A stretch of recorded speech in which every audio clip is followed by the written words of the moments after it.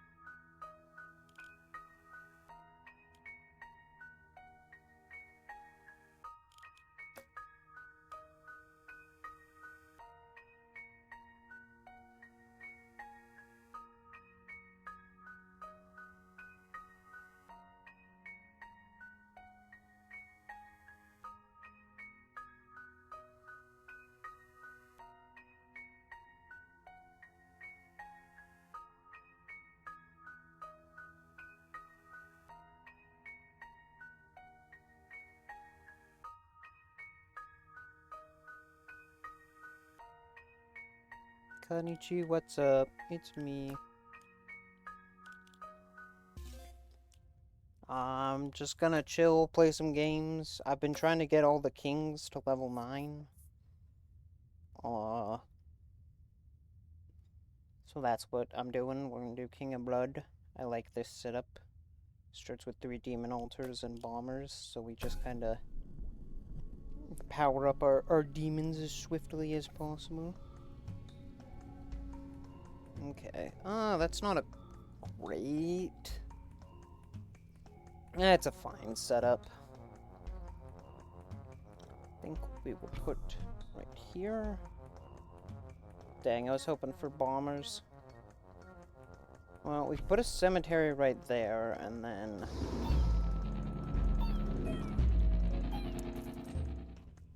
The hope is that we can get some bombers. There we go. Put this set of bombers... right here. Probably should have actually moved the cemetery. We might still do that if we can.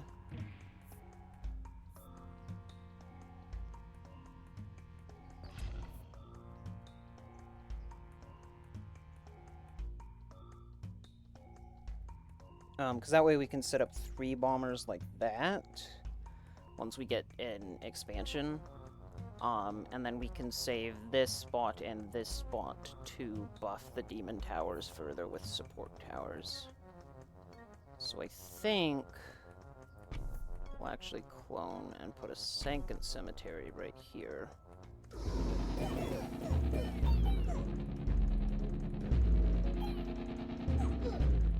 Who are my other enemies? Okay, nothing. Not nothing as in I have no other enemies. Nothing is in the king of nothing.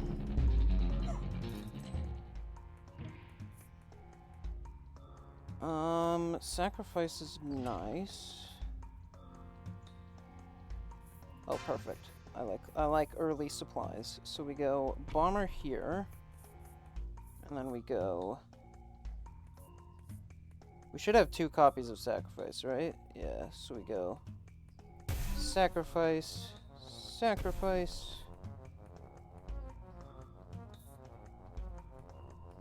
We can level up these altars. We can level up the cemetery. We can level up our base. Do we set up a mangler?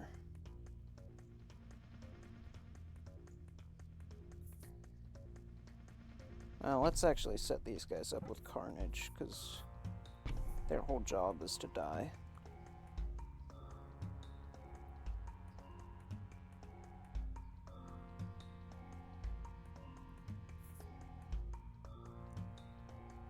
Could set up an imp right here and then slowly mangler it away. Yeah, that's fine. Maybe we can get the achievement. There's an achievement for letting a mangler eat an entire troop.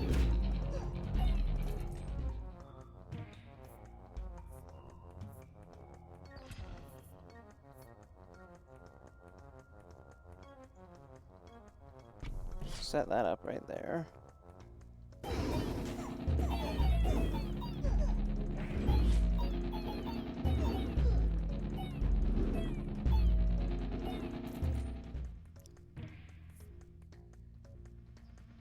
Bombers?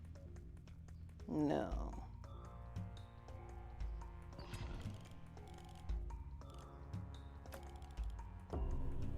Yeah, Luminism is fine. Interesting. I don't know if that's what we'll do.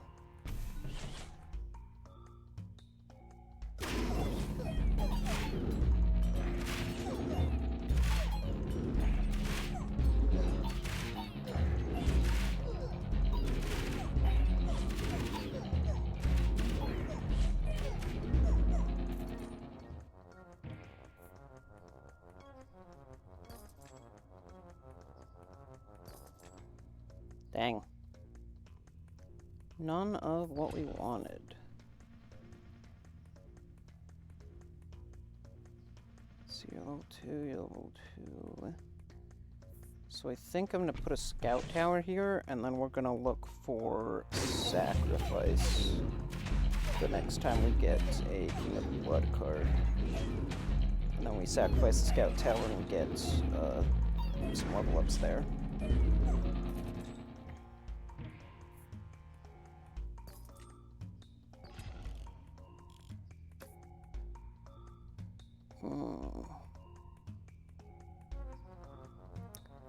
I like King of Greed. He's got a lot of good generic options, but he is also very scary late game as an opponent.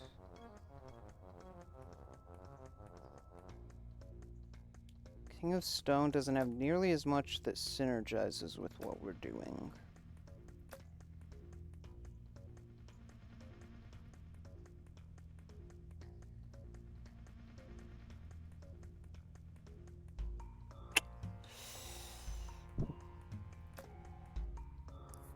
Yeah, we'll fight King of Greed.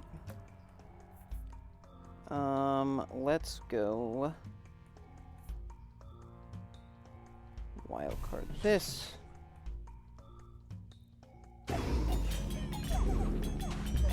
Dang, I didn't really want to fight him this early on. Because the thing I'm hoping for is a beacon. Oh gosh, I don't know if we'll be able to live through this. Ouch. Okay, that's one life gone. That's not the end of the world, though. Sacrifice. We want that.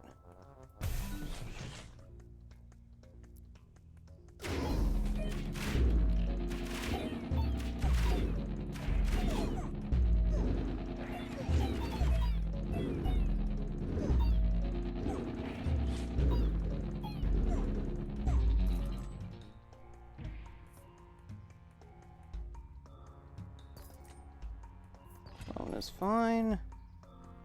We don't actually have enough money for this.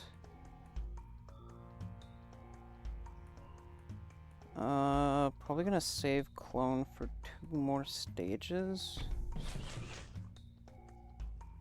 And then we can clone bombers, put them there.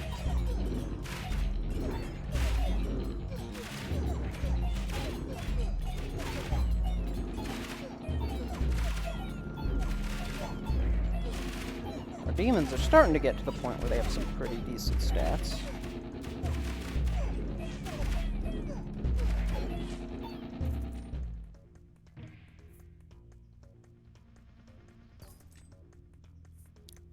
Blacksmith isn't bad.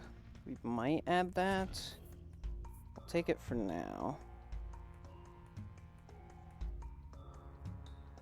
Could put blacksmith like right here, or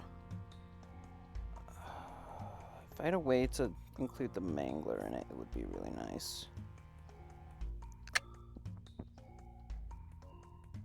Are you level 2 or level 3 bombers? I could just put the bombers right there, but I want to wait. Dang. Hard choice. Maybe I'll just discard vampirism and get some money.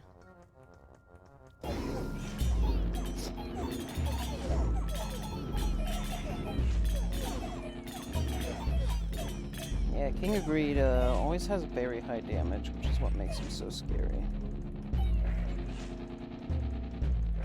Each. Okay. Another thing of bombers. We're gonna power up this, put some bombers in there.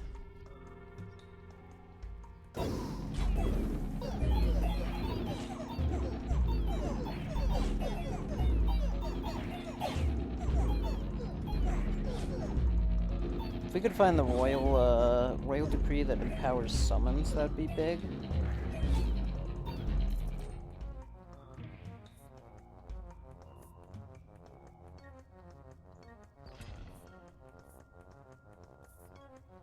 Alright, we'll clone this. Let's put some more bombers on there.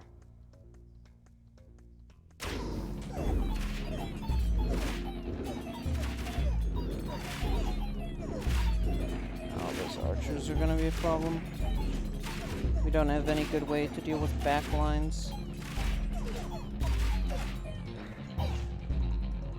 Uh-oh. Oh, this might be the end of the run. Ouch.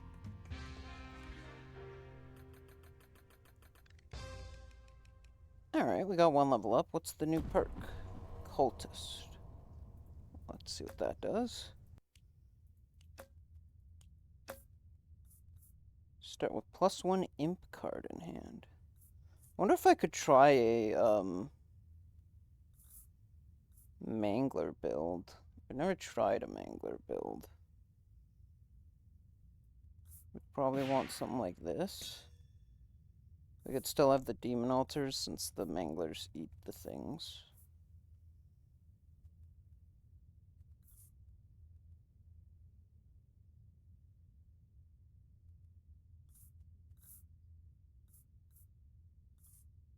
Yeah, let's try something like this. We really want King of Stone as an enemy. Alright, we didn't get it, but these aren't terrible.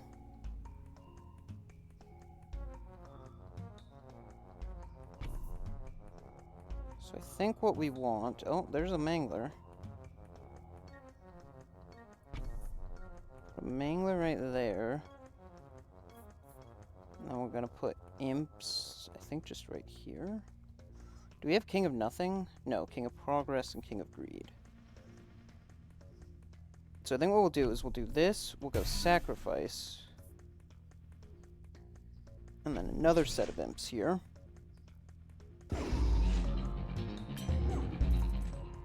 Okay, we want a beacon here. Beacon. So if we can make the Mangler attack really fast, that would be really nice for what we're kind of doing. When we get to the other king we're fighting, we really want to see either King of Nothing or King of Nature so that we can make it self-sustaining. Because we either need farms or we need to be able to find proliferate cards. We could add executioners. None of these are really helpful. I'll just grab Pagoda. Okay, we'll grab another... We'll level up these imps just so there's more to feed. Or Mangler.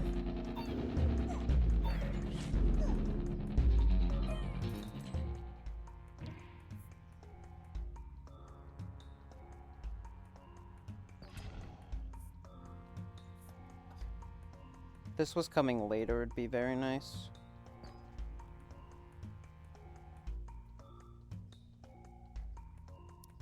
Leatherworks is not bad.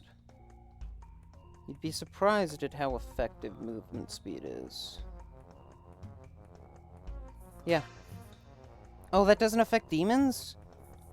Oh, dang it. Well, I assumed that would affect our demons, but it appears it does not. Unfortunately.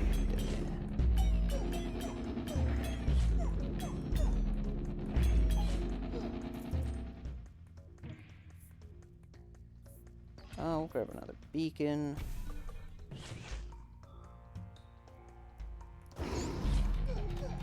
How do we find King of Stone? Because King of Stone is really good with the walls he helps set up.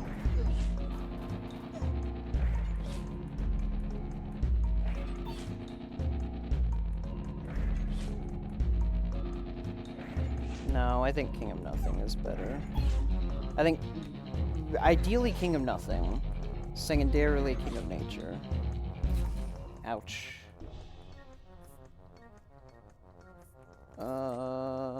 Dang, I was hoping for another demon altar. Peacetime. That's very meh. It's incredibly meh.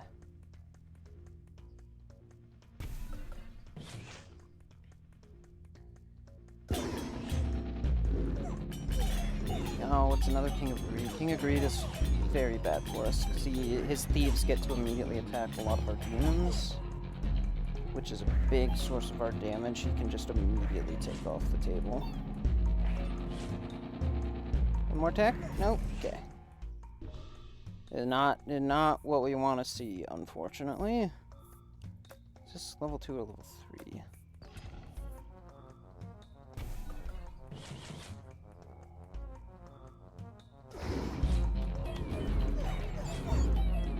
Okay. Oh, we're probably dead. Alright, maybe a Mangler build isn't the play. Well, maybe we're not dead. Nope. It would need to be able to kill in 2 shots, but it doesn't even kill in 4.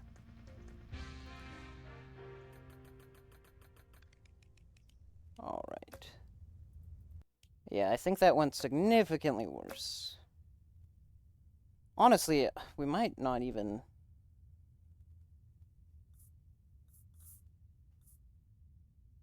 We might keep the setup and just not lean into the Mangler angle. And just use the imps as fodder instead of bombers.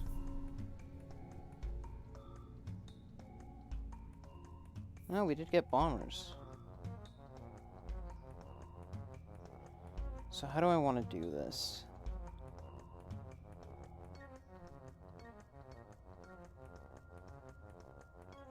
I think I might set up a cemetery there. Then we can go bomber, imp, imp. And then we can save this and this to buff the demon towers further. Who are our enemies? Nothing and greed. That's actually the ideal one if we want to try another Mangler setup, funnily enough.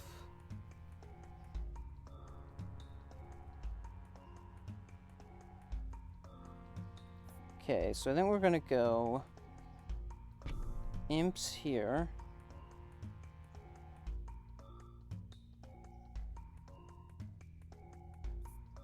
We'll level up the pagoda, we'll put down some bombers.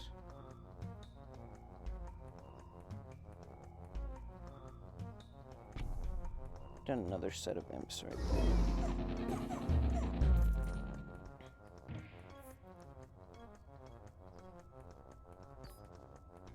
Cemetery.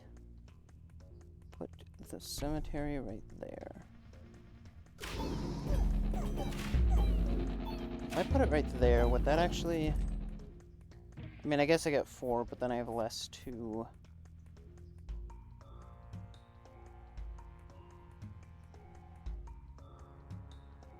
power up other things.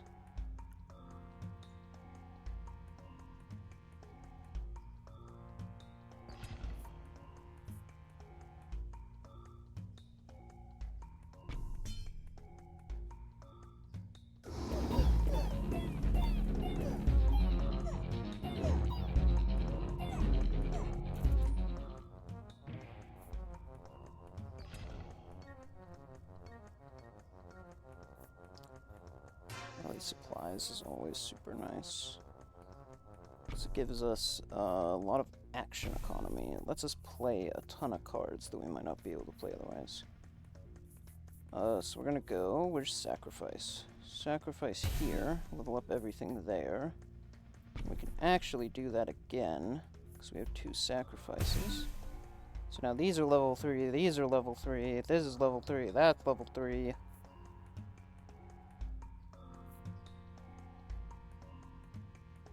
Level up this, level up this, level up this.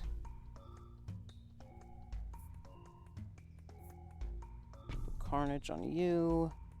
I'm very tempted to play this, but if I did, I'd probably want to put it like there or there. Probably right there.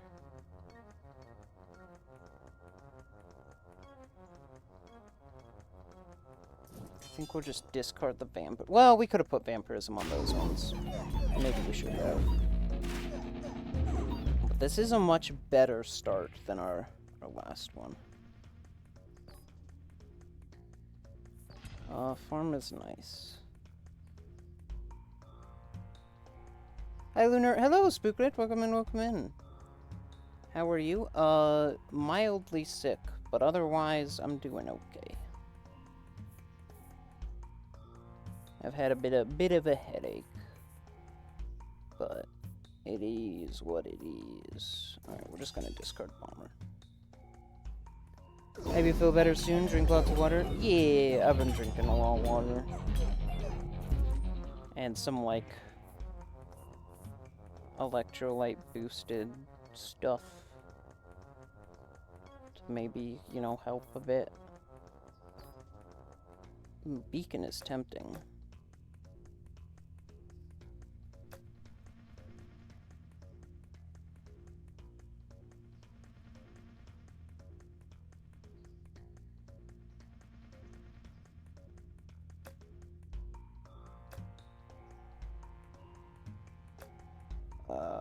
What do I do here? I don't think Beacon is worth it. We're gonna grab Overinvest.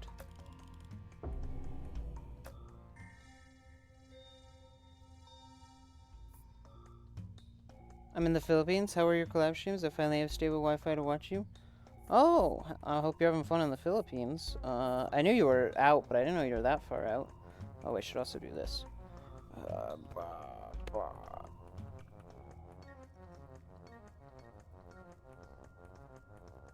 Yeah, there we go.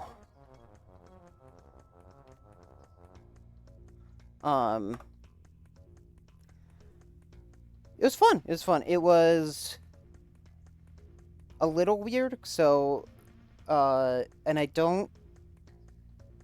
I'm going to say this, and I don't want you to feel bad about it, because I fear that if I do say it, you will. But it was a little awkward, because I invited 7 people originally, and only 1 person managed to make it. And I'm not saying that, again, to make you feel bad. Do not feel bad about it. I completely understand. But it still turned out well. I had him ask if he had anyone, like, I was down to meet new people, so I asked him if he, like, hey, do you have anyone in your community that you think would be, chill? And so I met a new person, named Magical Martini. They were very nice. It was a lot of fun. We played Peak. It was my first time playing. I made a crater in the ground at one point.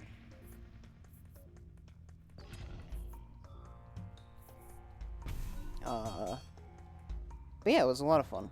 I had a lot of fun with it. I'm glad it went well and was fun. Yeah, a crater. So it turns out if you attach 6 balloons to yourself, you fly up into the air. And turns out, when you come crashing back down after flying into the air, you go very, very fast. And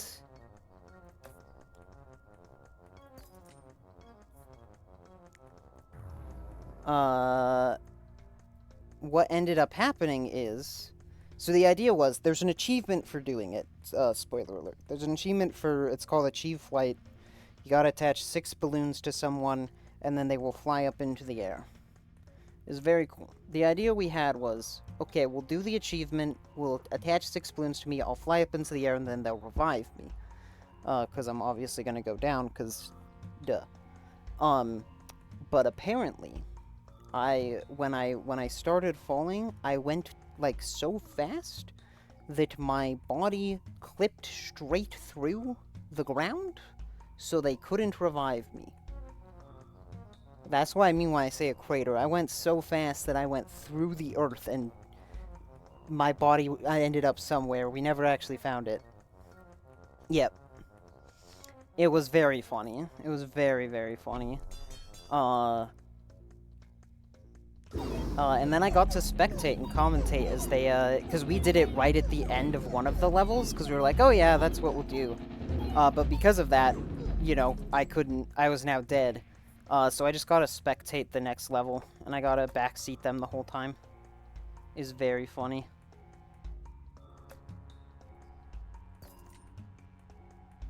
Dang. Wow.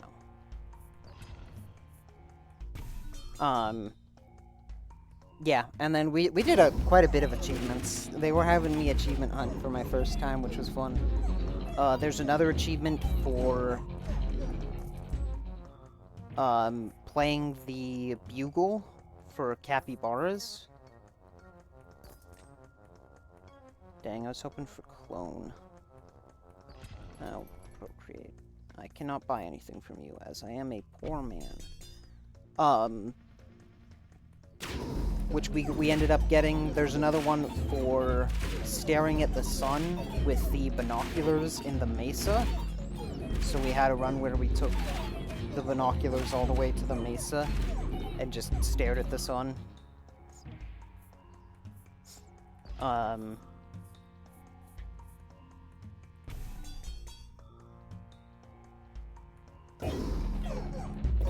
Yeah, it was very cool. I had 5 cacti stuck to me for a hat achievement. Oh, I have to get that one. I might have gotten it by accident. I wouldn't be surprised if I did. I'll have to look to see if I have it. Because, there was one point where I got... It's a very cute hat. I got tornadoed into just, like...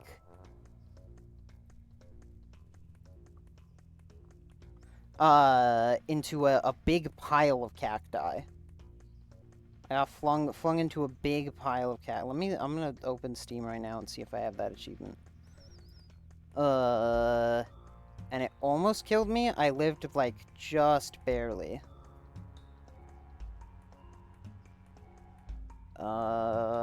Where is peak?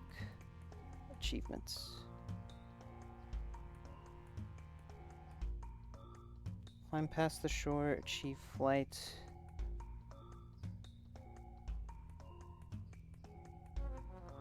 I do not appear to have it. Unless it's not one of the achievements that's in Steam as well.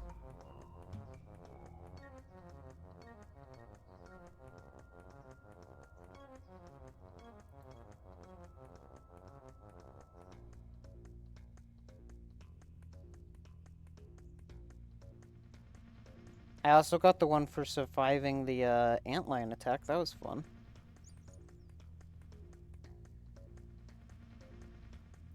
And I got jump scared by the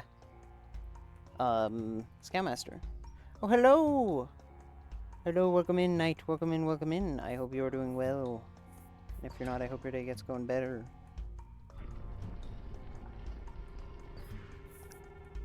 Alright, now we start setting up the mangle machine.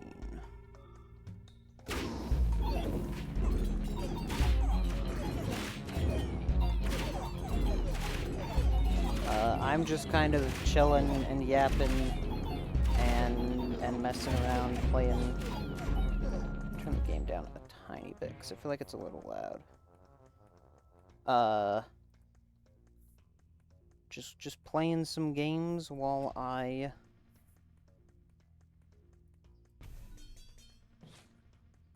while I yap and whatnot. Because I've been mildly sick the past couple days. It is what it is. Ooh. Ooh. Embalming is really fun. Long-termism is nice, especially because this is one of the short periods between Royal Decrees. I think our build's strong enough that we can take long-termism. Let's upgrade the Mangler.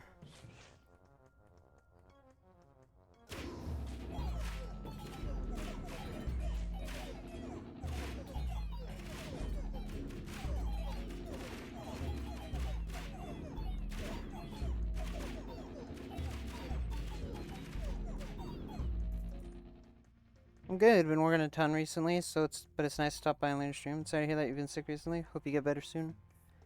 I hope so too. Not a fan of being sick. But yeah, I'm glad when anyone can stop by, and hopefully, you know, work isn't too much.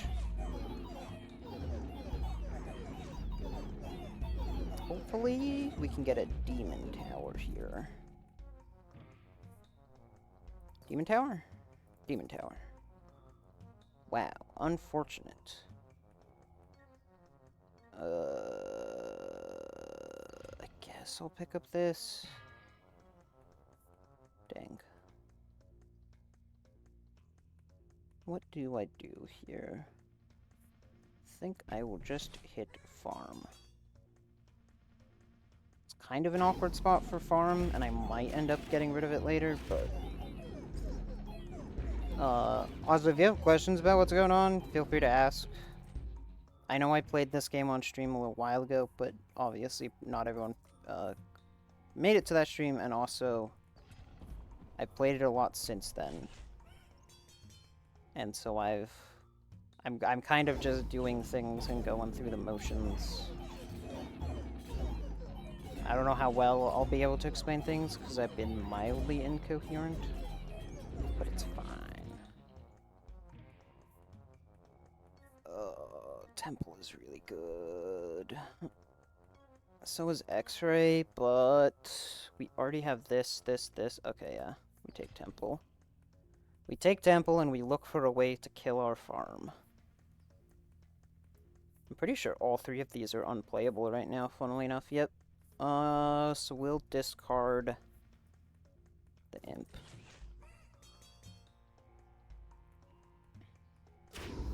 We don't have... We do have King of Greed, we just haven't seen him in a minute. Okay. Yeah, I really don't know what's happening on screen. So this is 9 Kings. It is a roguelite little kingdom sim. So all the battles are auto-played. Technically, you can make it so your tower doesn't auto-attack. There are some kings where that is helpful. I'm playing the King of Blood, which, that's not super relevant.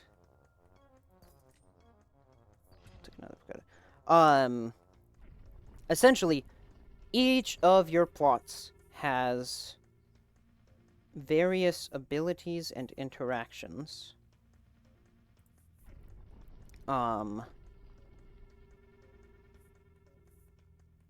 So, for example, this is our base. If enemies make it to the base, then we lose a life. We have 3 lives here.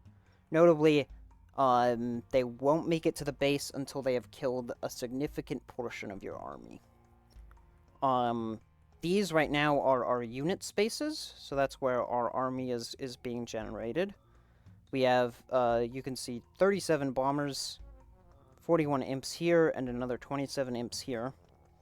The kind of main gimmick with this setup is these. So demon altars summon 1 demon per level of the tower. Those little diamonds at the bottom are the level. So these are both level 3. So these will each summon 3 demons. This one's only summoning 1 because I haven't leveled it up yet. And every time an ally dies, the demons get slightly stronger. So, for example, the bombers will always run in and immediately detonate themselves to do damage. So they're the best way of leveling these guys up. Otherwise, we have a farm here where every year, each round is 1 year. It'll add a unit to one of the adjacent troops, so one of those 3 randomly gets a unit. This blacksmith adds 2% attack damage to the adjacent constructions, so it's powering up these demon towers even further. And then this mangler, which we're still setting up, every year it sacrifices one of these imps to get bonus damage. And yeah, so after you defeat a king, you get a choice of cards from them. Each one has 9 different cards in their pool. So we're fighting King of Nature, so now we get a nature card. And we can select one of his or we can reroll. I'm gonna take Procreate here. I'm going to get 9 more bombers.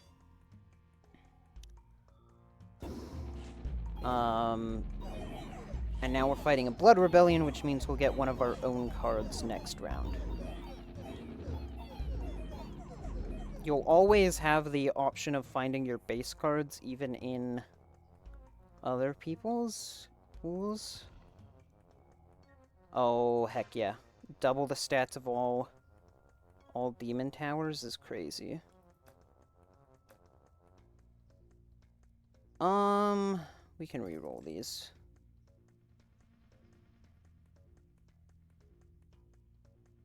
Leatherworks is really nice because sometimes your units will die before they can reach the enemy, and we don't really want that. But Exploration also gives us more plots of land to put things down. Because right now we're running into a bit of a space issue, where if we want to put down a new building or a new unit, we only have this space right here. But there's a specific building I have in mind for that space that I don't want to use. So I think we'll hit Exploration. None of these are helpful. Oh, our demons are going to be insanely powerful now, because we just quadrupled their stats. Our demons will probably, honestly, be able to carry the rest of the run. Yeah, they are just eating through the enemy team now. That was really lucky to get a double Covenant to just make their stats absolutely insane. We'll get more bombers, because they're powering up our demons even further. And those numbers at the end are how much damage each plot did. So you can kind of see where most of, you know, your power is coming from. Like we can see here, let's grab a wild card. We can now make peace with an enemy king. I'm gonna make peace with the king of nothing. So since we made peace with him, we'll no longer be fighting him, which means we won't have access to his cards anymore. Which is fine. I don't really need it. But you can see here, like, this demon tower right here did 33,000 damage. So the demons it summoned did 33,000. This one did 29,000. The imps here did a whole 153. Obviously, this is we're very much built to, be putting most of our power into the summoned demons.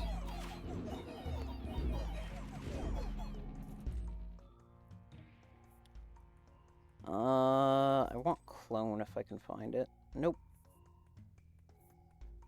We'll get another pagoda.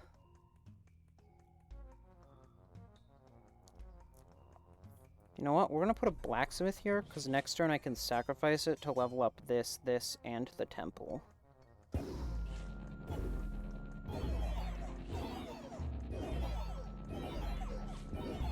You may have many demons, but my demons are bigger. Yeah.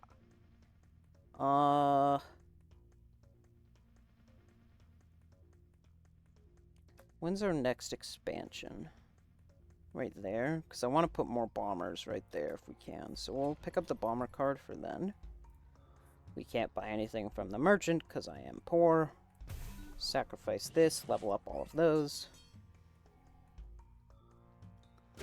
So, something else that's very important with how this game works is that all scaling is exponential. Not only are your opponents going to get exponentially harder, you yourself are going to have to get exponentially stronger. And, for example, this adds 2% attack damage. But it's not like... It's not adding 2% as a linear equation. So let's say we have 1,000... Let's say we're at 1,000 attack damage flat. We're gonna do a little bit of math here. If you're at 1,000 attack damage, and you add 2% of it, you add 20 damage on. So you'd get to 1,020 damage. However, the next time that it adds 2%, it's not adding 2% on that base of 1,000, it's adding 2% onto the 1,020.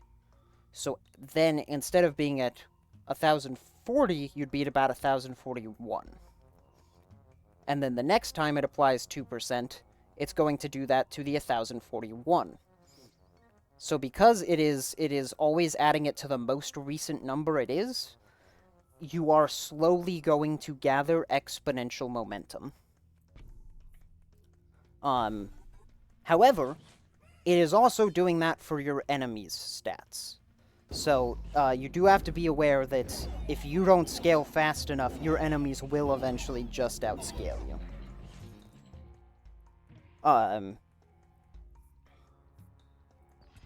It is very fun. That is something that, like, you do keep in mind with a lot of builds, is, you want to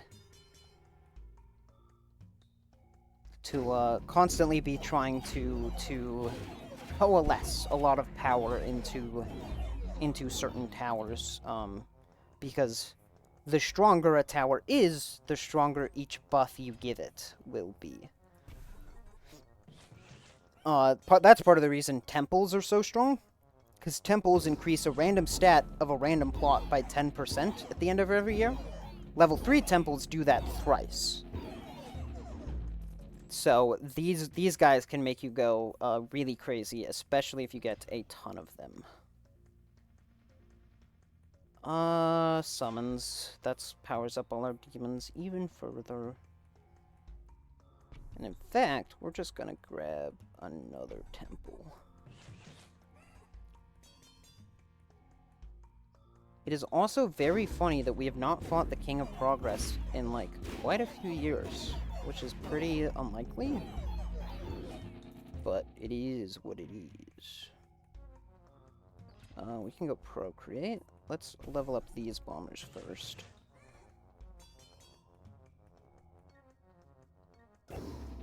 There's an achievement for, having a mangler eat all of one plot, which is why I'm not, like, powering up this plot anymore or trying to keep its units.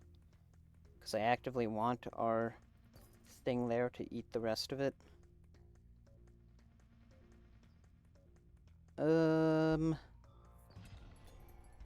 Temple. My wisdom is, if you can get temple, you get temple. This temple goes crazy into the late game.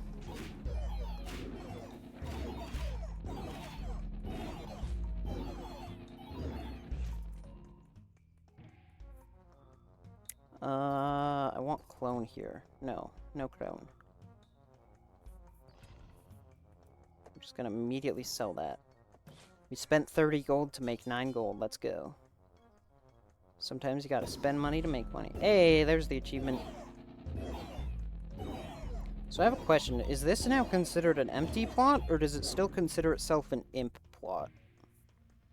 Because I don't actually know, because this is the first time I've ever done that. Alright, boss time. So if I try and procreate here...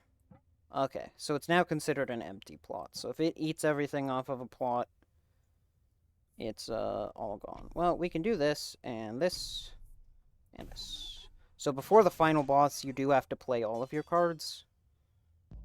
And this is the final boss. I like to go into 1x speed sometimes here to see how crazy our army goes.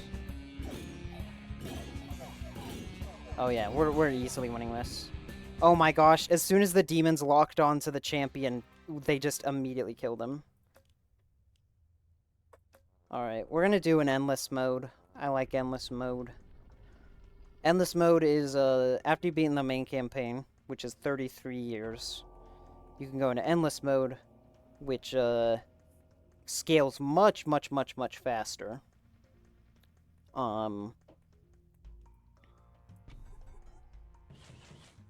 And does change some of the rules. For example, we now have this, so instead of getting random expansions every few years, we can now spend 30 gold whenever we want to expand our kingdom.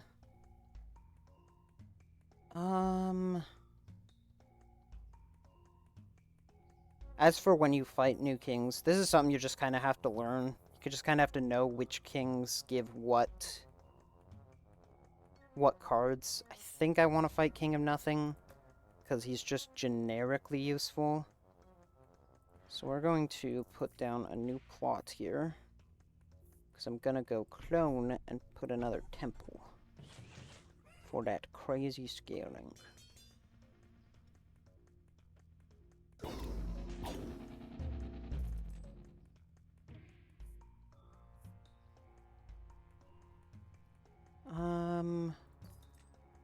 Dang, I was hoping for a beacon.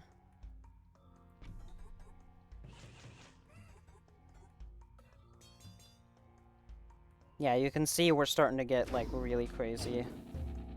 Like, for example, our demons are now in the 10,000 health range. Oh, never mind. They're in the 18,000 damage, 9,000 health range. This one's at 11,000 health. This one's at 12,000 health. We're gonna build a vault, because that gives us money each round.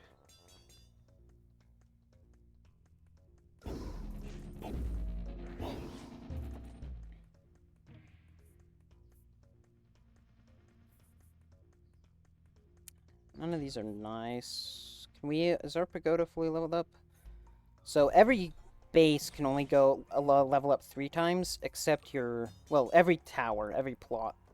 Your base can, depending on your perks, go up to level 8 or level 13. And probably higher. There's probably ways to push it even higher, but... I'll show you what the perks are after this run, because the perks work a little differently.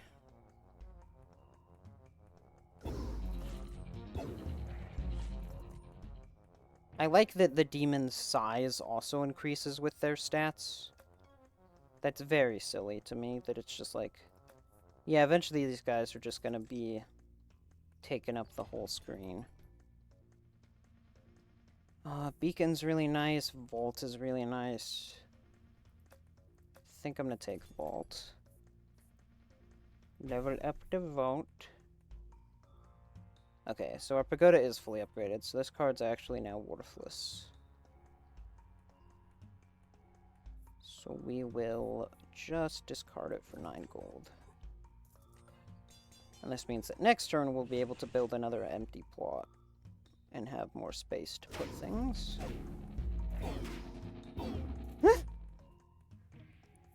It is always very funny. A lot of the late game does kind of end up being like, your army either eats theirs super fast or their army eats yours super fast. Which I could see some people finding boring, but I think it's always pretty funny to watch. So I don't have too much of a problem with it.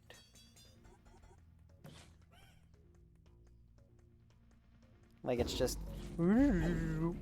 Oh, they ate most of our army pretty quick, except for our demons. Our demons are too strong. We could cemetery right here as well. Right here, and then that means that when these or these die, it summons 2 imps.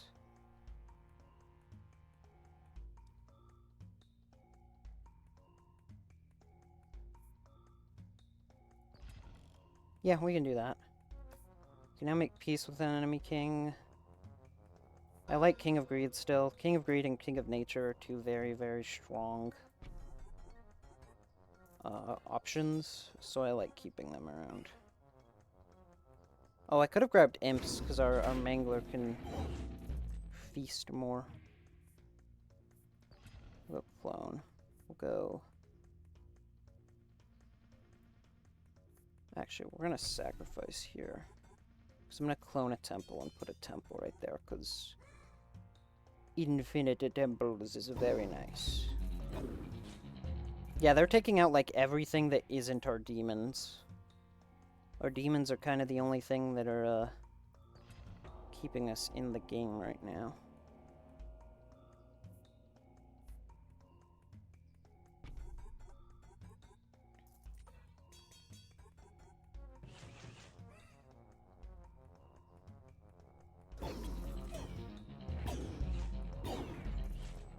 Okay, we're starting to get to the point where they're scaling as fast or faster than we are, so, I don't know how much longer we'll live. I do know, so fun fact, that despite the mode being called Endless, obviously, you know, it will eventually end, because the enemies scale. You know, the farther you go, the faster they start to scale. And something very silly is if you make it to... I don't like fighting either of these guys. I guess I'll fight King of Progress, because he's... I just have no synergy with either of them, really. If you make it to round 99, there's a pop-up in the game that straight up says, clearly you've done something we weren't expecting, because honestly you're not supposed to make it this far. And then it says, just so you know, you can keep going, but we can't... Like, we can't guarantee the stability of the game past this point. Because the numbers start getting so big that it can, like, cause a bunch of glitches and crashes and whatnot.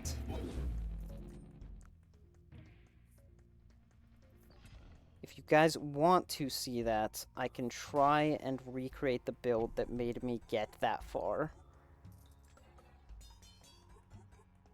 Because it is very silly. I found that very funny that, like, you get to level 99 and the game is, like, straight up like, yeah, we weren't expecting you to be here.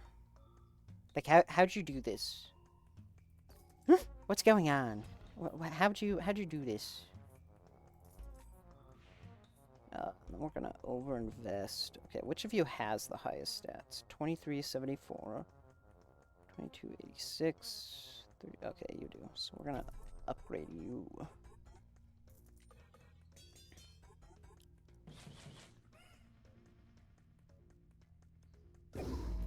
We might make it to the next boss. Oh no, the next boss is gonna be a while from now.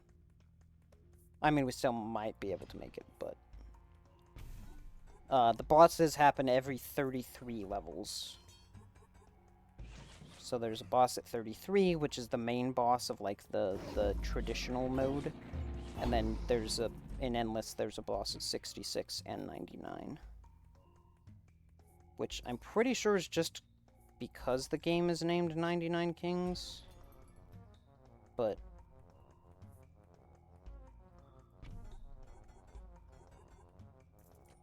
it is what it is. I don't know.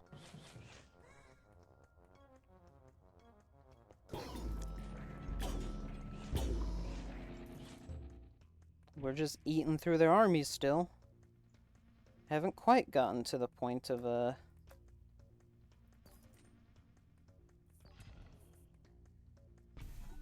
them out-killing us, outscaling us.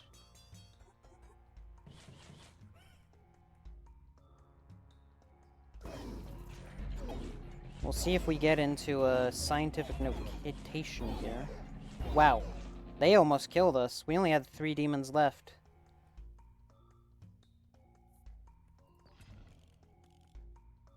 Alright, King of Progress. No, King of Progress. Yes, I want to stop fighting you. Thank you.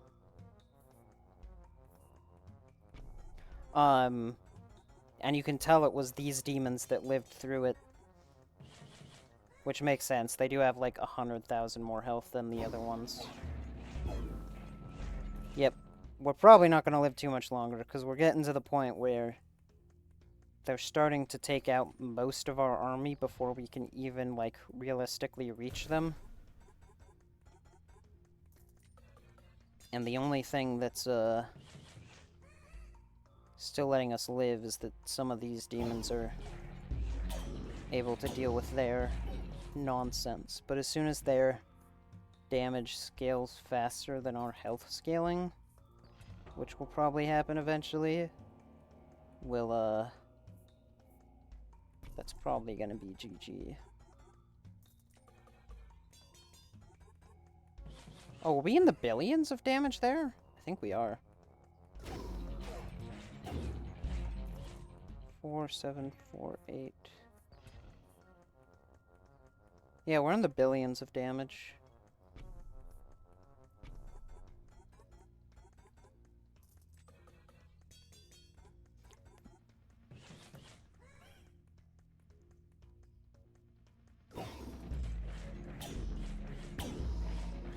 Well, that time we had 6 demons survive. We're slowly making it. I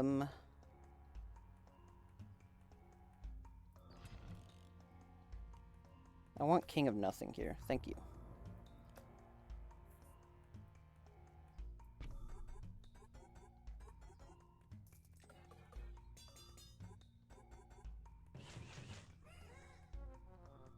Oh, yep, that was in scientific notation. We'll probably get it at least one more time before we, die forever.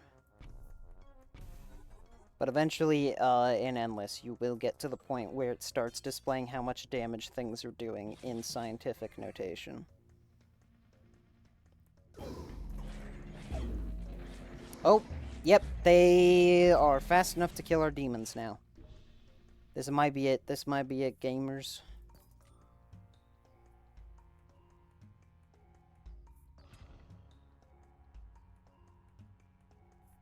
Overwork is really nice.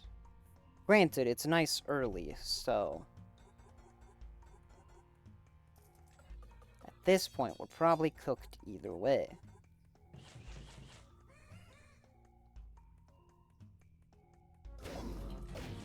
Oh, okay, we can fight King of Nature.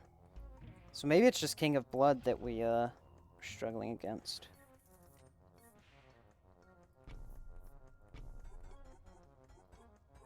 But yeah, you can see all of these are at, scientific notation levels of damage.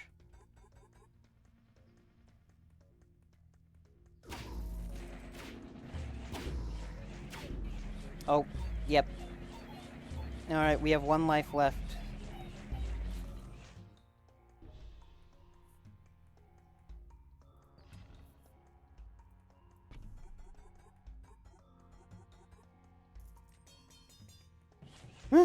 Yeah. Yep. That is the way Endless be. It's like, sometimes, eventually the enemies will probably outscale you, and you will just... Oh, well, it's King of Nature. King of Nature... Nope. King of Nature can now outscale us. It's very, Balatro feeling for me. Balatro also has that point where if you're doing Endless Balatro, the game just will eventually outscale you. Hey, we hit level 9. Blighted. And Butcher perks. So those are... Manglers have bonus attack area, and Cemetery Summons have bonus HP. So, let me see if I can do the funny level 99 thing. Also, there's going to be an ad break in 3 minutes. So, this is the perk menu. It's very interesting. You can set up the perk stones in here.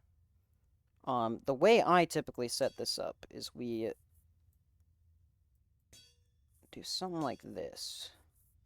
Because this makes it so the perk to the left is applied +1 time, and this says vertically adjacent perks are applied +1 time.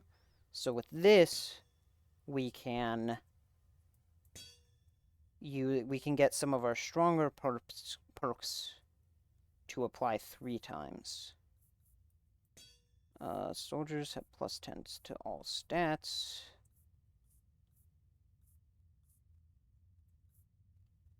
We can do special cards are likely to show up in shops.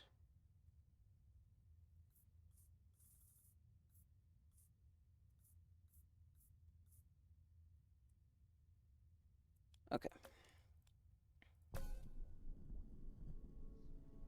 There is a very specific setup you need to do the level 99 that I eventually made it to. This is so close. We can probably do it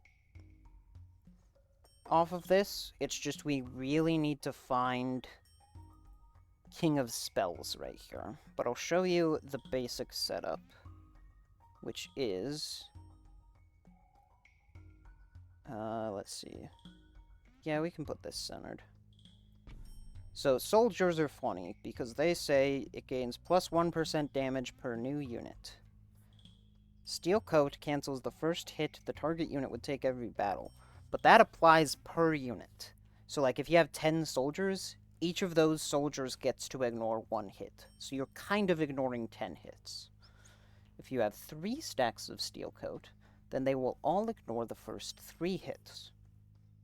Farms every year adds +1 unit to adjacent troop. And you can maybe start seeing what we're going for.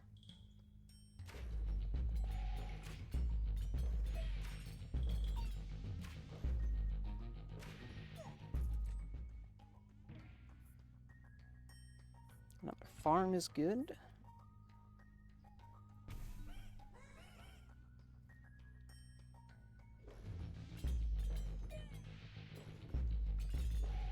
King of Stone is very meh. We don't really care for anything he does.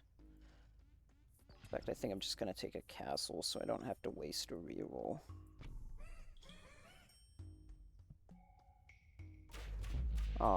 There is an ad starting up. I will, once I'm done with here, pause.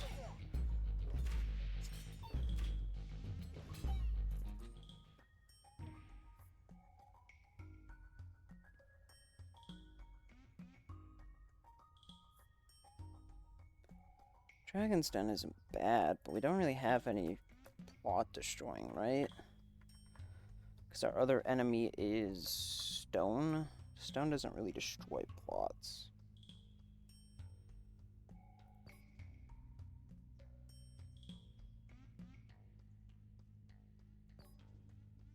Shield is good.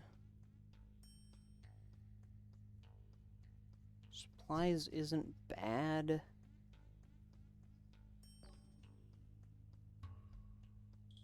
Long-termism is really nice. Alright, I'll pause now-ish, because ads have started. Obviously, I can't pause this fight, but after this fight.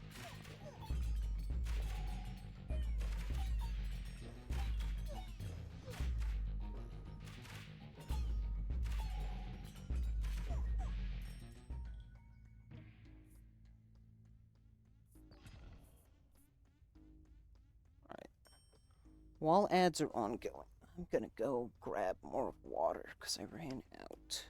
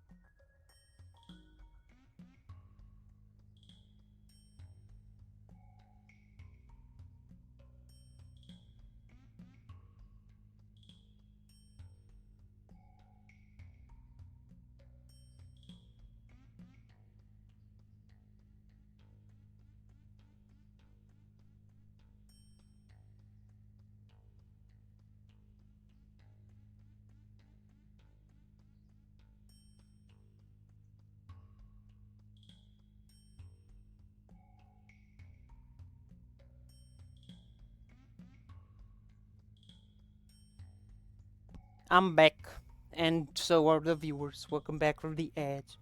I went and just refilled my water bottle and grabbed some cashews for snack. Okay. Let's level up our soldiers.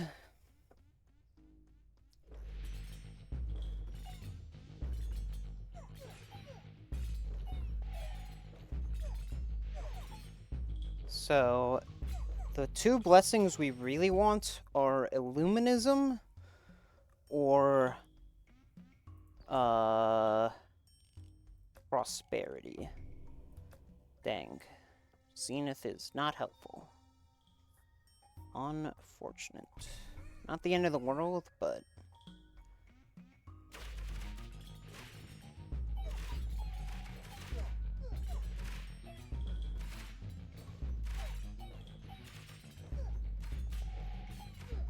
Alright. None of these are good. Sure. Does kind of all ride or die on... Welcome back. Yeah, you as well. Kind of ride or dies on this next roll. If we find King of Spells, then we are set up to do the funny. If we don't find King of Spells, we might be in a small amount of trouble. King of Spells? No. King of Spells? Yes. Okay. The game plan is afoot. And you'll see why once we fight the King of Spells.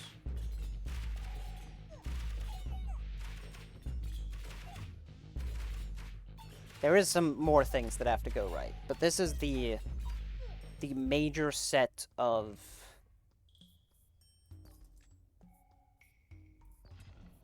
the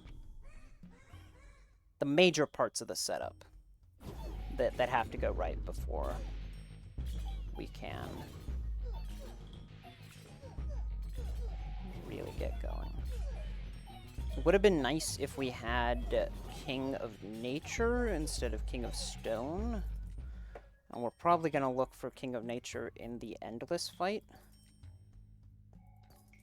That's what we want.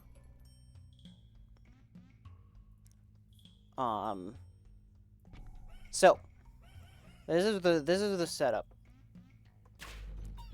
So soldiers get +1 damage per new unit added. These farms will keep adding new units to keep scaling the soldier damage by a lot. And notably, because of the way it works, like, if we add a unit, we're not just adding +10% damage, or +1% damage, we're adding +1% per unit. So we're also, because we're getting a new unit, it's an even bigger damage increase than it sounds. However, this setup would not work if the enemies just kill us before our soldiers reach them, like with their archers here. So the way we get around that is Steel Coat. So right now we have 5 stacks of Steel Coat, so all of our soldiers get to freely ignore the first 5 hits. Okay, this part doesn't really matter. Get that, I guess. And that's the point of libraries. Because libraries, every year, have a 50% chance of duplicating an enchantment. Steel Coat is an enchantment. So the idea is, late game, each one of our soldiers will have to be hit like 90 times before they take any damage. Granted, they will die on the 91st hit. But hopefully, their damage is high enough, and the Steel Coat is also high enough, the Steel Coat stacks are high enough, that our enemies never get to the point that they can beat through it. And you may say like, oh, if everyone's taking 90 hits, obviously they're never going to get... Trust me, the attack speed in like 80 to 90s waves absolutely can kill you. The other thing we really want to find now are, if we can, temples and movement speed buffs. Because you need your soldiers to be able to move fast enough that they can actually close the gap. And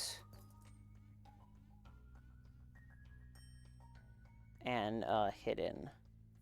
Supplies is fine. Overwork is wonderful.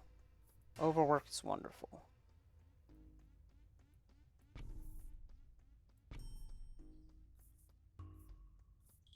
So we can get our soldiers to level 3. We can then wildcard and farm to get this all the way leveled up. I actually probably should have wildcarded this.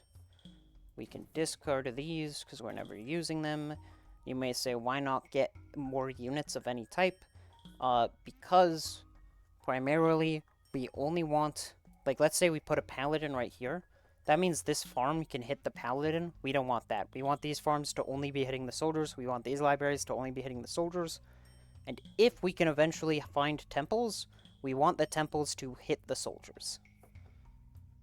So we really just don't use a lot of other cards.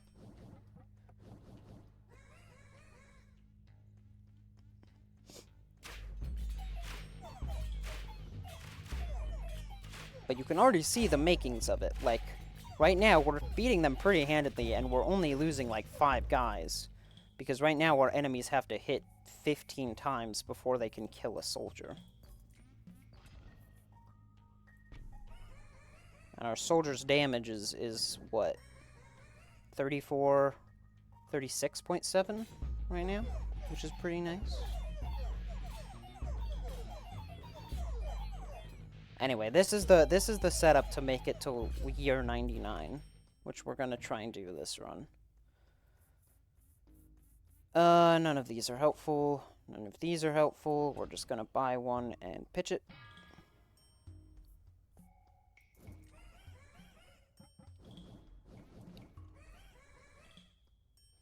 Yep, now they have to hit 23 times.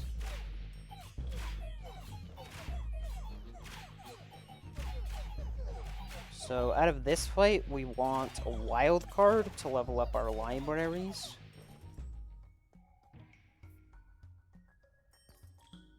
Another steel coat isn't bad. Alright, I'm not gonna take the gamble of re-rolling too many times to try and find wild card.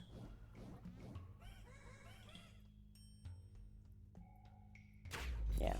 It is a little unfortunate that we have King of Nomads and King of Stone, because King of Stone does literally nothing for us. None of his cards help us. King of Nomads, there's only one thing that really helps us, and it's the Swords card.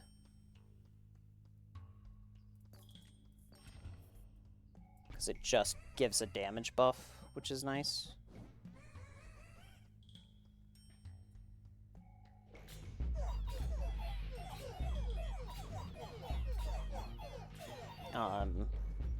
The optimal setup would be King of Greed, King of Nature, because King of Greed can give us a lot of gold economy, and King of Nature gives us the clone card, which is able to replicate temples.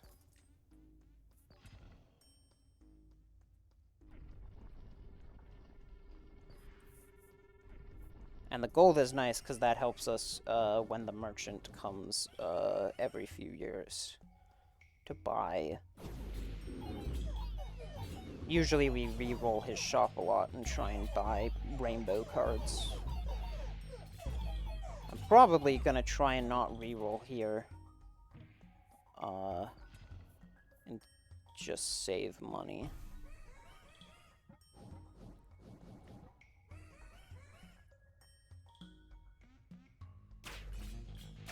We just have a wall of men. 146 men. Also, their attack and health is almost exactly the same right now. 20.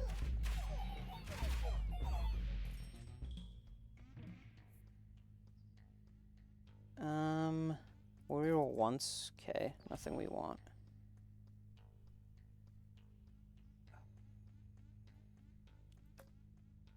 We have a few years before we fight.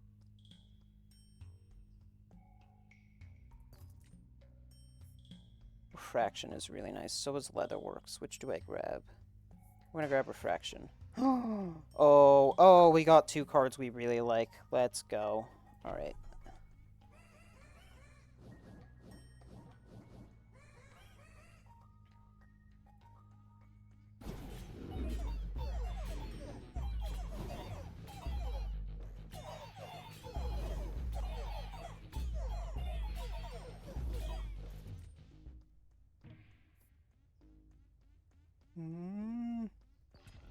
Can pick up Offering. We want Haste because it ups their movement speed by a lot. Because these guys need to be able to gap close. The Rainbow Army, let's go. Look at that, they only killed 1 of our guys. None of these are helpful. Another temple, yes please.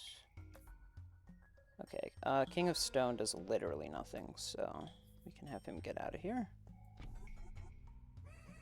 You may ask why I'm placing it on a separate plot instead of leveling it up. That's because Overwork makes it better to place them on separate plots. So, Overwork says all of your support buildings apply, since we have 2 of them, all of our effects apply 2 more times. If we level it up, we would get 4 temple triggers. Because you get 1 per level plus 2 from Overwork. Since we placed it on a separate plot, though, we now get 1 plus 2 and 1 plus 2 for 6 triggers. So it's actively better to have them separate like that. For now. I think I'm gonna Slime, because I'm just gonna... Oh, shoot. That's gonna screw up the libraries for a bit. Whoops. That's fine. I just want to Offering it to get rid of it, and Offering can, if we're really lucky, give us the clone card, which would be super helpful. Library? No library. I'm an idiot, because that reroll made me reach the merchant at 29 gold, which is 1 away from buying anything. Whoops. Okay, Offering. Procreate isn't bad. Okay. We will Procreate, add some troops, Steel Coat them, let's wildcard and level up a temple.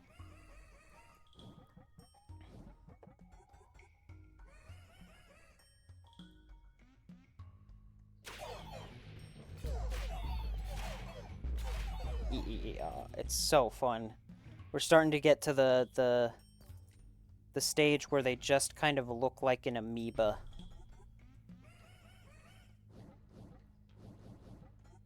Because they move so fast and do so much damage that they are just like one congealed mass that just eats away at the opponent's army.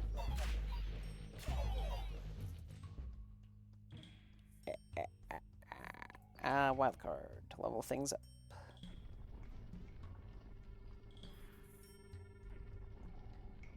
We'll level up this other temple.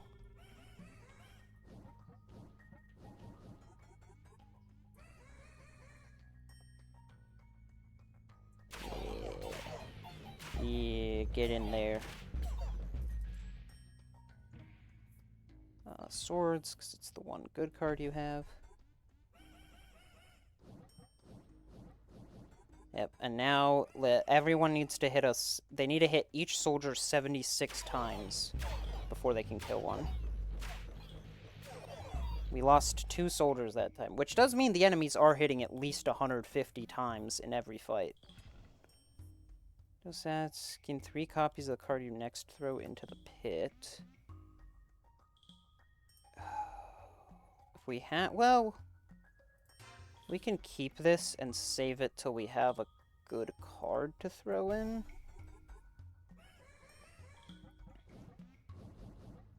If we could find a temple or a clone card that we could throw in, that would be really nice.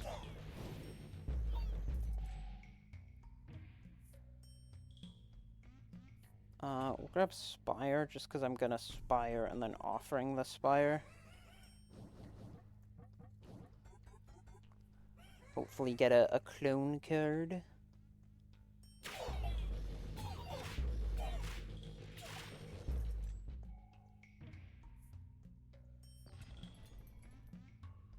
Clone.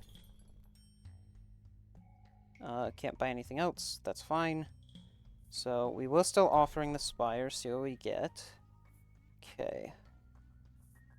So we want to clone the temple, discard the temple, get 3 temples. Bada bop, boom, pow. And then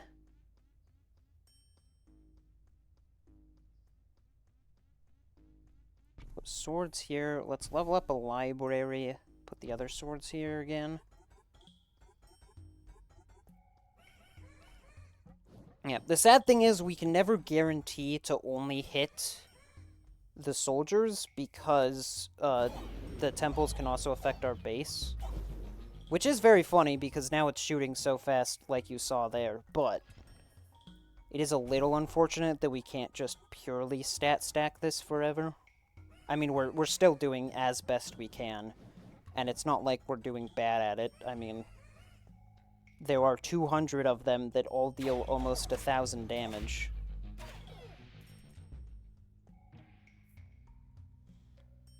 Okay, we do have an overhaul, so I think we go Dragon's Den. And then we can Dragon's Den, overhaul, discard migration.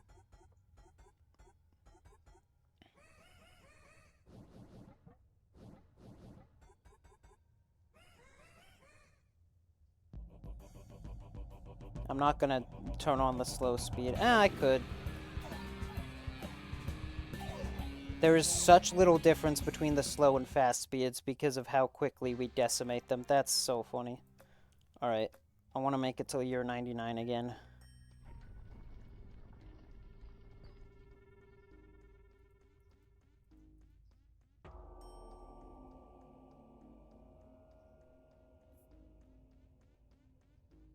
Okay, we don't like any of these cards, actually. So the hope is, right here, we want to find King of Nature. If we can't find King of Nature, King of Greed is okay. We're to the amoeba phase. Let's go.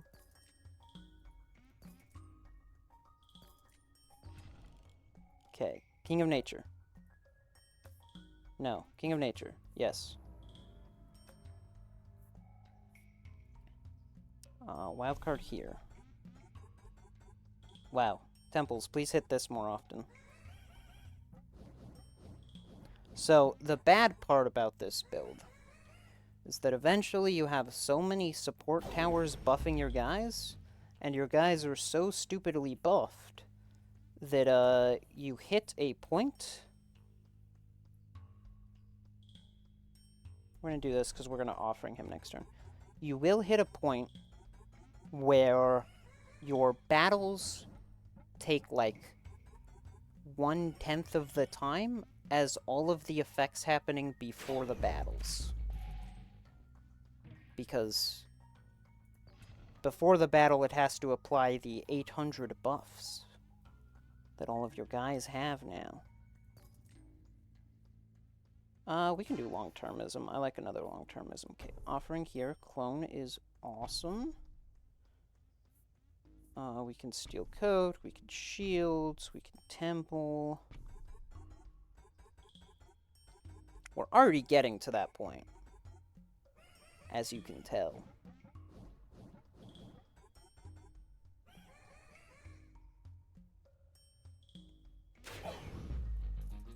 It's so funny to watch every time.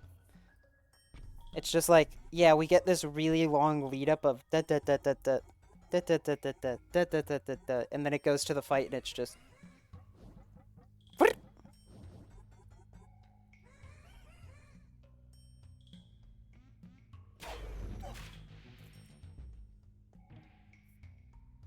the enemy army just gets wiped from existence. I do wish, because it is very funny, but it does eventually get a little annoying. If any of the devs are watching, first off, why and how did you find me? Because I'm a 2-viewer Andy. But secondly, Please make it so that I can speed up the buff application animations. I like that I can skip the, oh, I shouldn't have spent my money. I forgot we were going to a shop. My bad. This part. Where all of your towers are doing their effects. Please make it so I can speed this up. I don't know if that's physically possible, because I'm not great at coding. But if it is possible, please let me do it.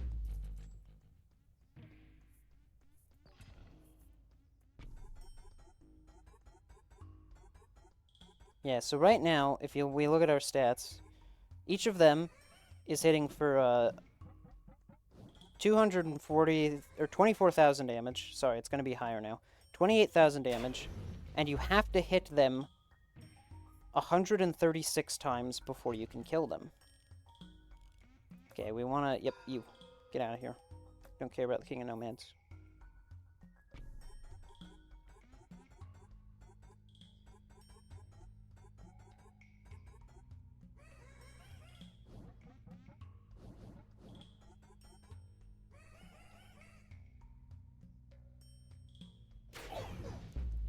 The amoeba!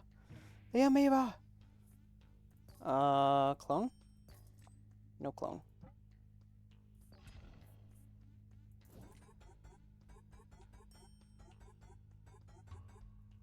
We may be here for a minute, chat. That's okay, I will just keep yapping. I don't know what about, but I'm sure I will.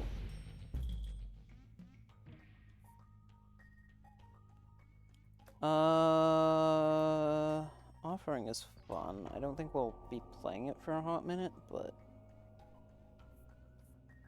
Oh yeah, the other thing you want to remember with this build, don't ever put another enchantment on this guy. Don't put, like, static or Midas touch or anything like that, because it means that you are less likely to have your steel coats stack. And trust me when I say, the enemy's late game attack speed is ridiculous enough that your steel coat stacks will matter.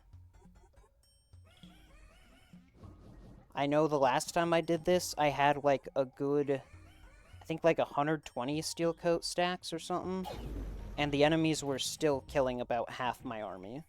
So they were hitting, you know, thousands of times each fight. Okay, greed is what we want. No King of Greed. We can take King of Progress. It's not optimal. It's not what we want, but not the end of the world either.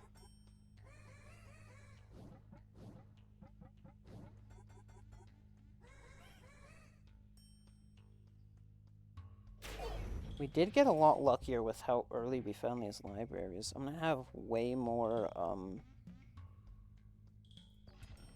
enchantments by the end. I probably should have re-rolled there and tried to find another clone. Oh well. How many have we got so far? 400 of them? 400 guys that are each hitting for 246,000 damage? Seems pretty good to me. Wildcard? Yeah, still coat. 99 coins is really nice. None of these are helpful.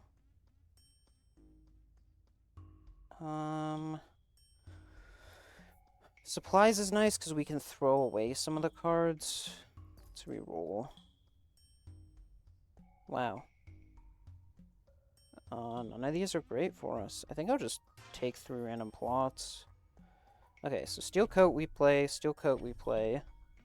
Wildcard we level up one of the temples. Farms we don't have any space for. Archers we don't have any space for. Soldiers and castles we don't have any. Well, we can actually go Paladin Offering. Heck yeah. 2 cards we care about.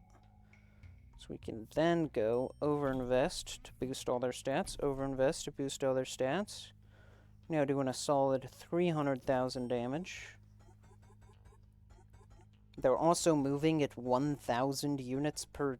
I guess I assume the move speed is, like, units per second. And most units only have, like, 1 unit per second movement.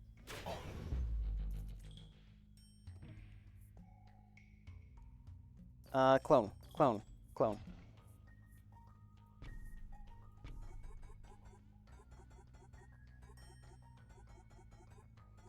I like how the fact that even though our towers, or our base tower is also a ridiculous amount of stats, it's only getting to do like 16,000 damage because our soldiers just decimate the enemy so fast.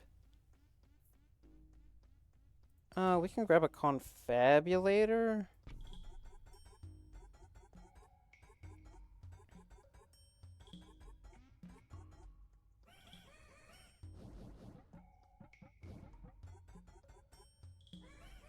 I maybe should have discarded there to get the gold so that we could buy stuff from the merchant. Yeah, because we're only going to have 29 gold here. Dang. He didn't have anything we wanted anyway, so it doesn't matter. Let's level up this, because if we level up this one more time, then it gets to level up all of our temples at once.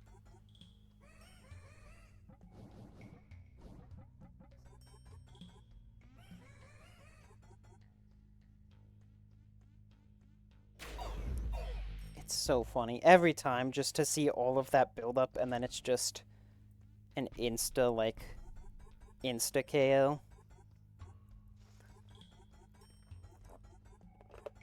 Grabbing some water.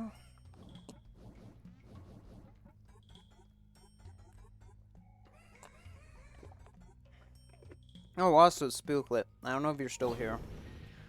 But the other fun thing about the collab stream was I got my my second ever hype train, which is pretty cool. Alright, we're to the point where we don't really care about the King of Spells. That's why Lambency's name is up there, because Lambency gifted enough stubs to start a hype train, which I think is 5, but I don't actually remember for sure. I'll probably eventually remove that, but... Or who knows, maybe Lambency's name will just stay there until I get another hype train. Alright, we're gonna clone this, and then Confabulator. And boom, now all of those level up. And now we have something to offering. It does nothing now. 190 steel coat stacks. Love to see it, love to see it. I do appreciate... Oh my gosh. Despite the fact that if we look at our base here, our base does 5.96 times 10 to the 7th power damage, and is supposed to do that damage every, you know, it's supposed to hit, what, 84 billion times per second? There is an attack speed limit in the game. Whip Wop, this important message was brought to you by Verizon. Good to know. Welcome in, welcome in. I am doing this game's most ridiculous build, which is the only build I've ever used to get to round 99. And fun fact, if you make it to round 99, the game straight up says, "Hey, we weren't expecting you to make it here." Yeah, that's what most of the fights at this point look like.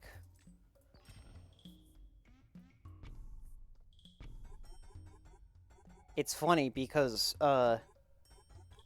we spend about a minute of build-up for a fight that lasts about a half second, because our army is just that strong.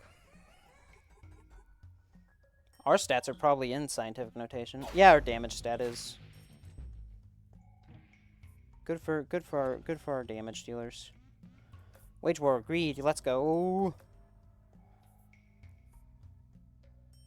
Greed is really nice for us. hopefully we can fight him. We want vaults and over-invests are the main thing we want at a King of Greed.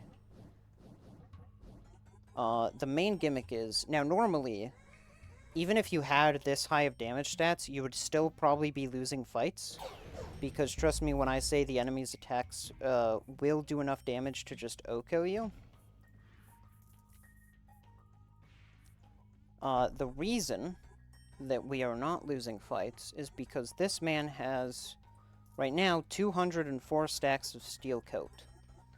Steel Coat says, hey, the first X times this unit would take damage, it takes 0 damage.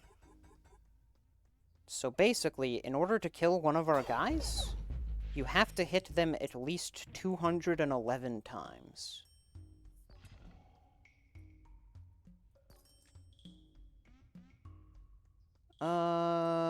We can just give them 3 more stacks of Steel Coat, that's fine. Trust me when I say, even though, 1.62 plus E to the 7th health is a lot, the enemies are definitely at a point where they probably still one-shot us because of the fact that both sides of this game scale exponentially. We're just scaling exponentially faster. Like, they would kill us once they can hit 217 times before we can hit them. Oh, I shouldn't have grabbed this. I should have grabbed something else. That's fine.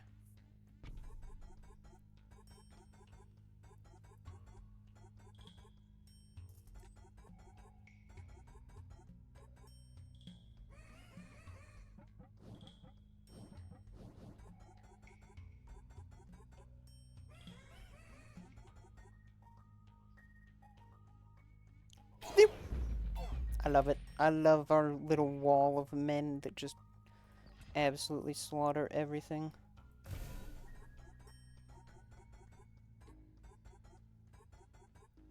Are we fully leveled up on everything? Yeah, that finished leveling up all our temples and everything. And our vault.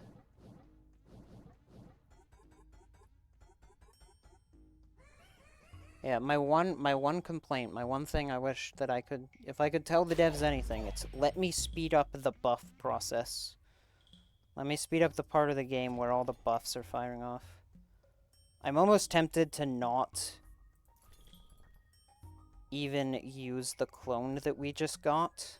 In fact, I'm gonna clone and do this. Just because it would, each temple we put down is at least 3 more triggers at this point. And we're to the point where we have enough triggering that I don't think it'll matter. And we'd rather just not prolong that time span anymore.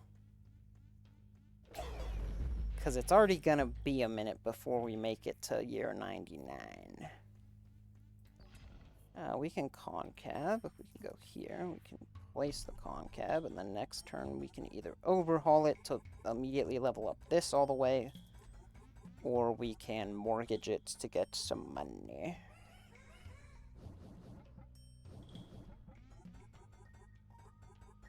If we find a clone here, we might just even wait 1 more round. Clone a vault, get a vault. We need to find the clone within the first reroll. Oh, look at that. Make peace with an enemy king, King of Progress. Now we have the setup just the way I like it. So we'll clone this vault, put the vault here.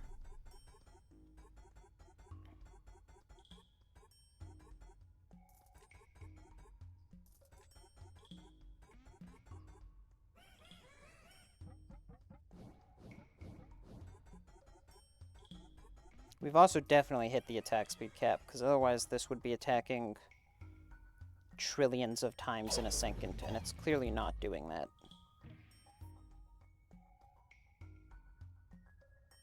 We want an overinvest if we can find it. There it is. So we overhaul here. That levels up our other vaults all the way. So now we're earning a solid 45 gold every year, which is really nice, because that gives us, at minimum, 2 rerolls.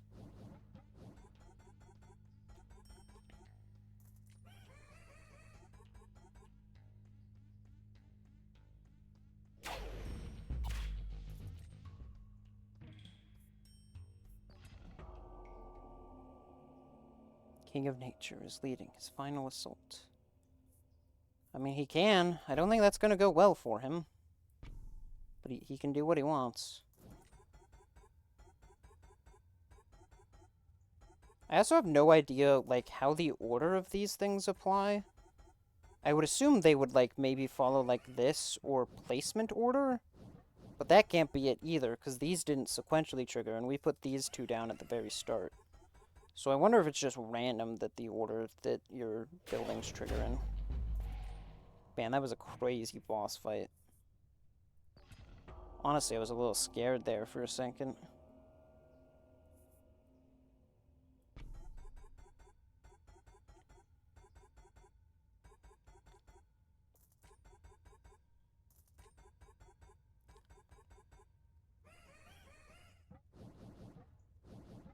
If it wasn't for the fact that I know the way that this game's scaling works, we still might need the temples.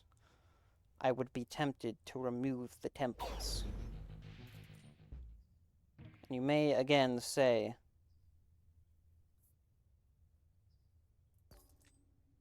we want overinvest. Yep. No.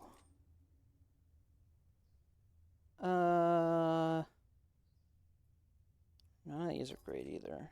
I guess. It's not like the worst in the world. It's not really what we want. If you didn't notice, 2 of our guys died in that time, last fight, which means they did have to hit our army at least 518 times. Despite how short of a fight that was. Like, literally a quarter of a second, they hit us at least 500 times, which is why I say, you may think that many stacks of steel coat is excessive, but if we only had like 10 stacks, they would have just killed most of our army.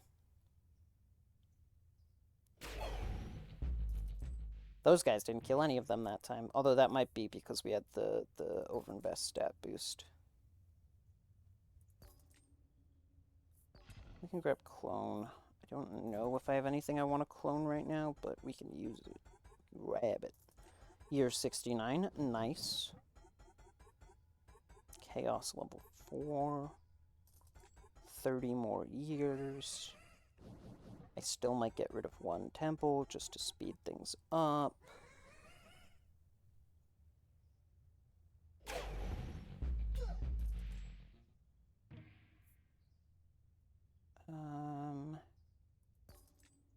I guess we'll take wild card. Oh, do we gamba? I think we gamba. Well, haste is nice. The rest of them not really, but now our speed is also in scientific notation. I want to see if this looks any different if we play it at 1 times speed instead of 3 times.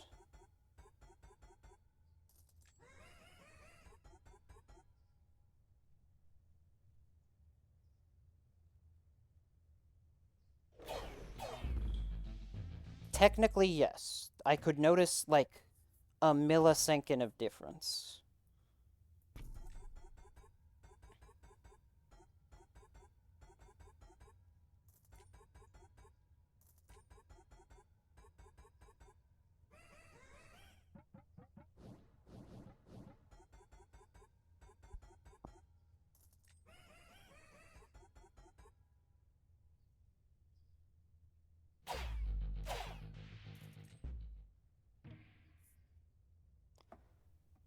We could have another steel coat.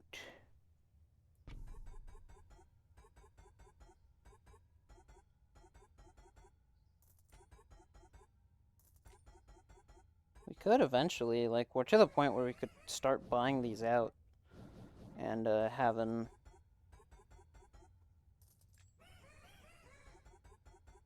We can fill up every slot.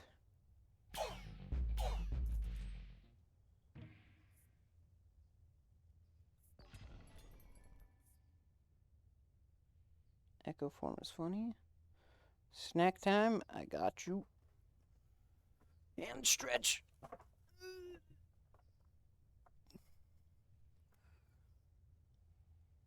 I do be kind of shrimping a bit.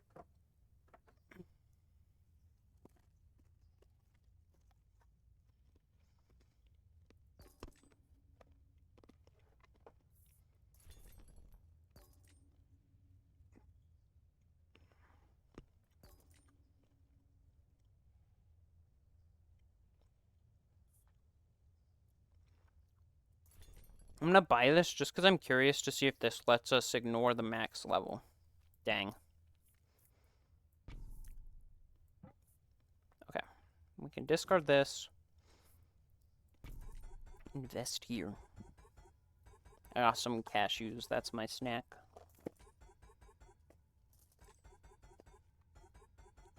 For the 0 people that were curious.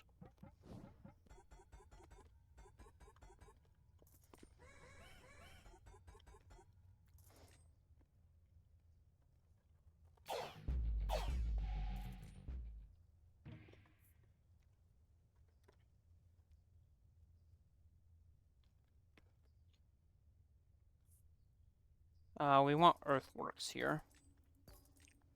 Here we are.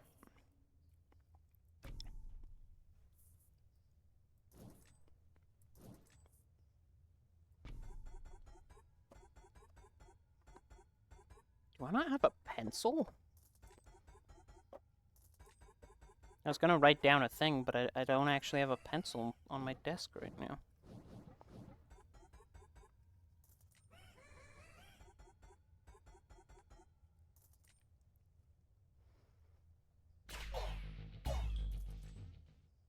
Guess I'm writing in pen.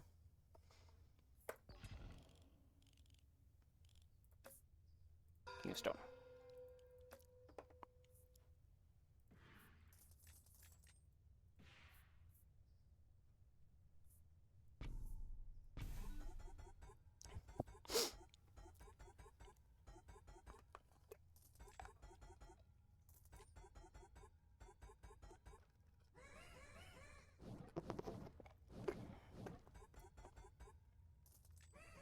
Also, I like how, again, despite the fact that our base should be hitting, I don't know, somewhere in the, like, quadrillion times per second. Oh, wait, that's because I turned off auto, right? It's not even attacking a little bit. How fast does it attack? I mean, I know it's going to attack at the attack speed cap, which is where it was at a while ago, but it's still funny.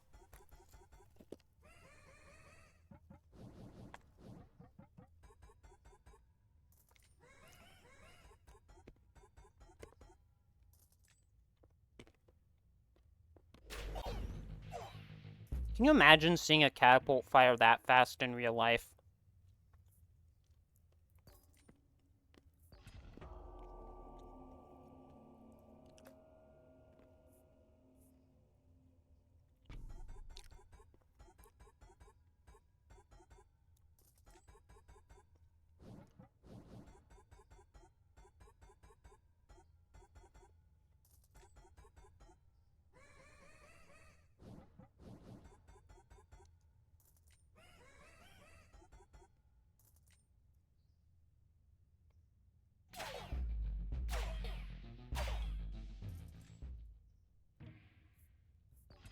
I didn't mean to pick that.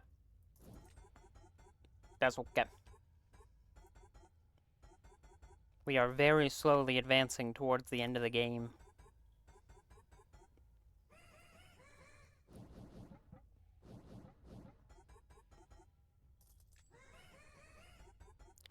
I like how, despite the fact that these guys should be doing,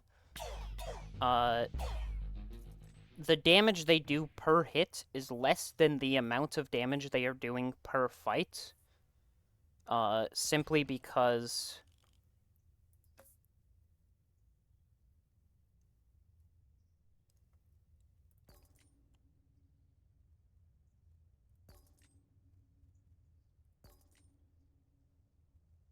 Oh, you know what I should be looking for? There's an achievement for re-rolling 9 times on a single screen.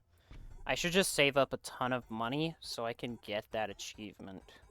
Because we're at the point where we're not looking for anything too major. So that would be what? It's going to be 10 plus 20 plus 30 plus 40 all the way to Uh,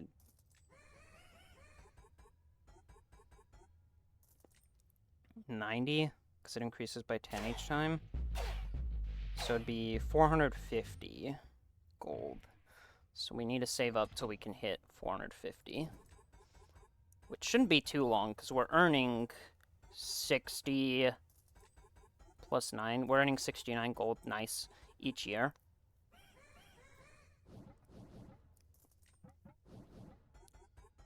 Also, they now need to attack us 322 times before we actually take damage. And look at that. They still killed almost 40 people. Despite the fact they need to hit... This is what I mean when I say... Even when you think you're safe because you have 300 stacks, they still killed about 40 of our people, which means in that brief few milliseconds, they attacked at least 12,000 times.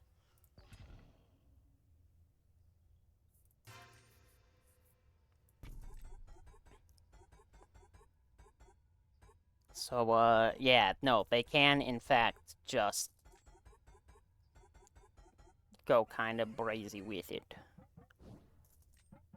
If we had half as many stacks, they would have wiped a significant portion of our army.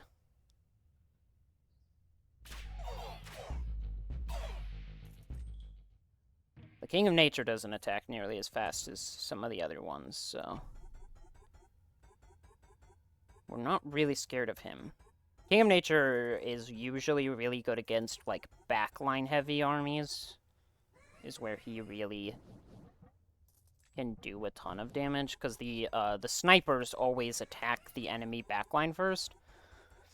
So if you're running, like, a bunch of, like, archers or something that you need to stay alive to do damage, that's where the King of Nature can get really scary.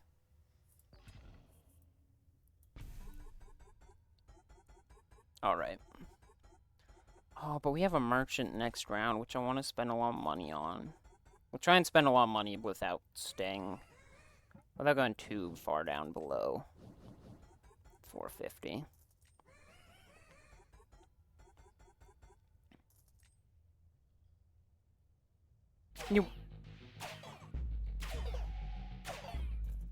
See, yeah, look at that. They're still taking out a decent chunk.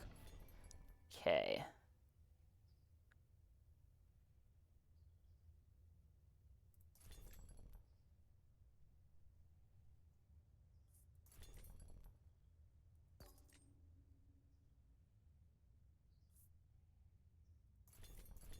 Alright, that was more than I initially wanted to spend, but it's fine, because we can level up this, clone it,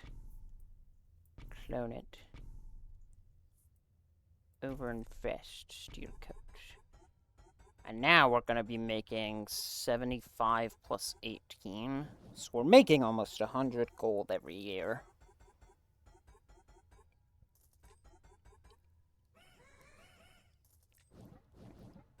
At the cost of slightly increased animation length.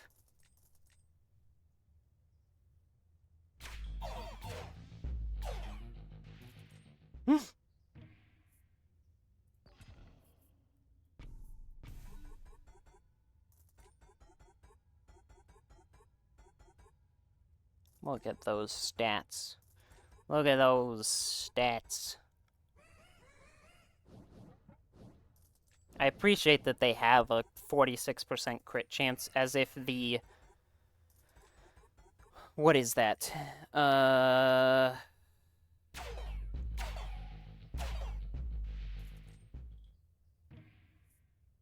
trying to imagine the number of zeros in my head. It was e to the 16th, right? E to the 16th, so that would be...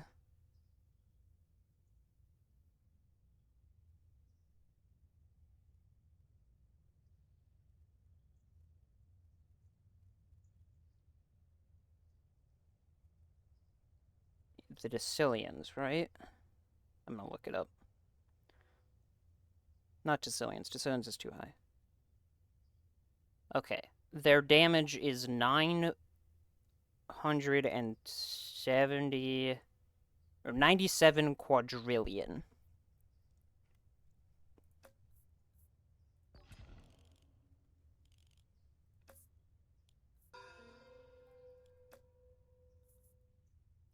So if they crit, they would be doing even more. Now we're in the 100 quadrillion. We're at 12900 quadrillion.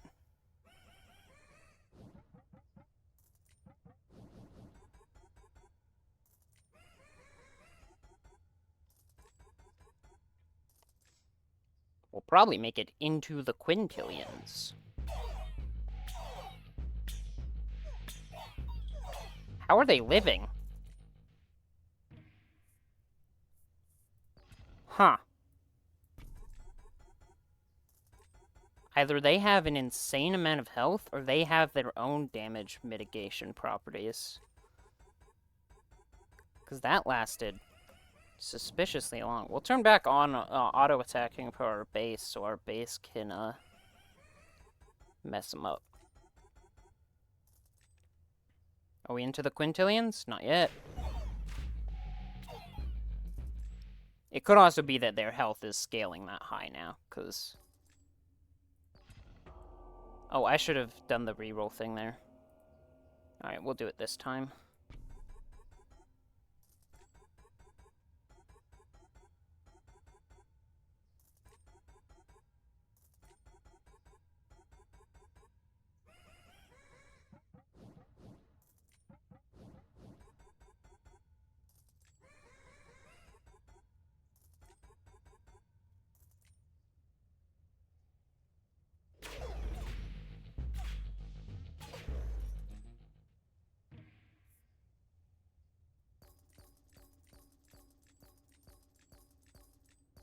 Alright, that should have been at least 9 rerolls. Yep, I got the achievement for it. Let's go. Actually gonna put down another temple for stats purposes. We only have 10 more years. Also, there's ads in 3 minutes. I don't know if I'll pause during this ad break, just because...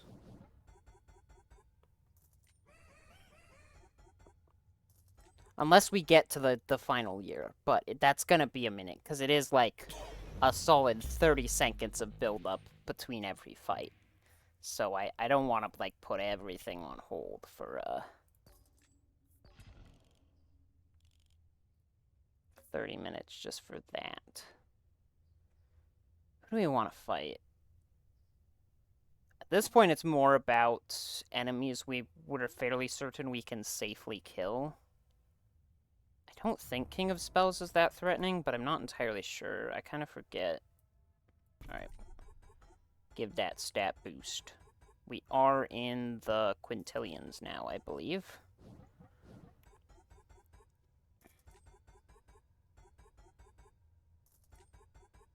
$18 would be the quintillions, yes.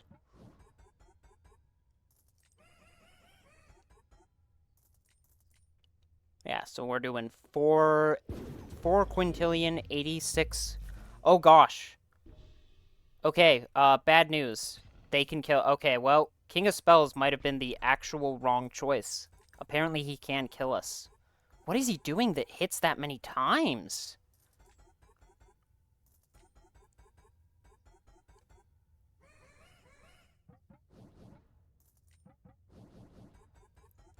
Oh, I might not be able to make it to year 99. See, I would say we'll play it in 1x speed so we can figure out what's going on. That's not gonna help.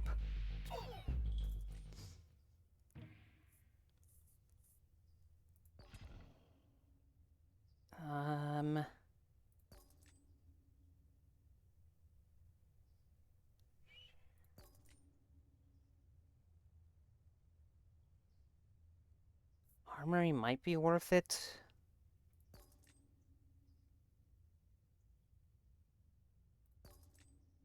Dang. I was specifically trying to find, there's one that is... adds an additional...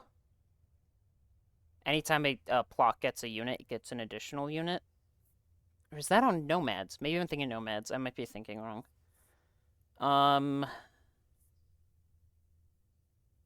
guess we'll pick up this. It's really not that useful, but...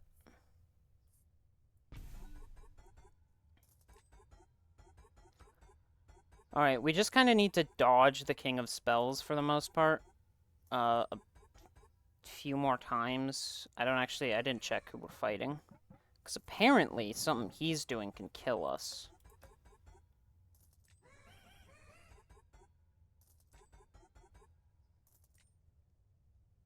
Oh gosh, it's him.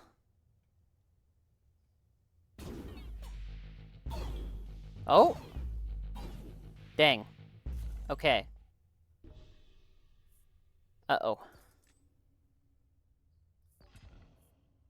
Okay, we're fighting King of Nothing next. That's one we can win.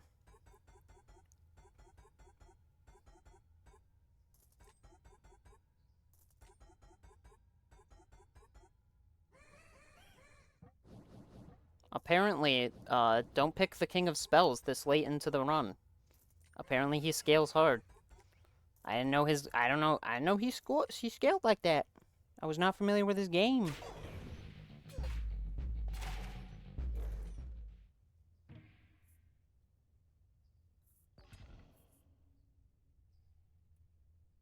Oh, who are we fighting? King of Greed. Okay, King of Greed is fine.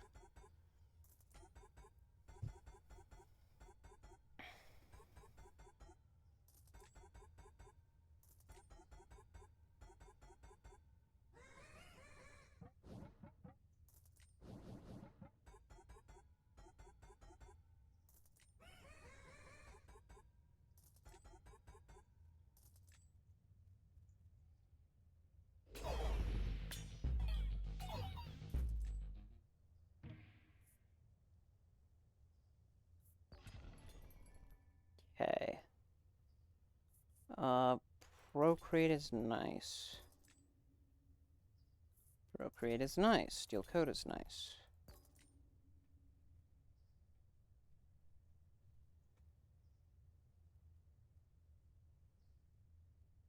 We could actually pick up Carnage. That means we're less likely to hit things, but... I don't know. Maybe that was wrong. No, it's him! We have to hope this is enough. Okay. I don't actually have enough money to play over. Okay, we go over invest, and then I think we just double procreate and try and hope that we have enough units that we can KO him. Oh, I should have paused. We're gonna pause because there's ads right now.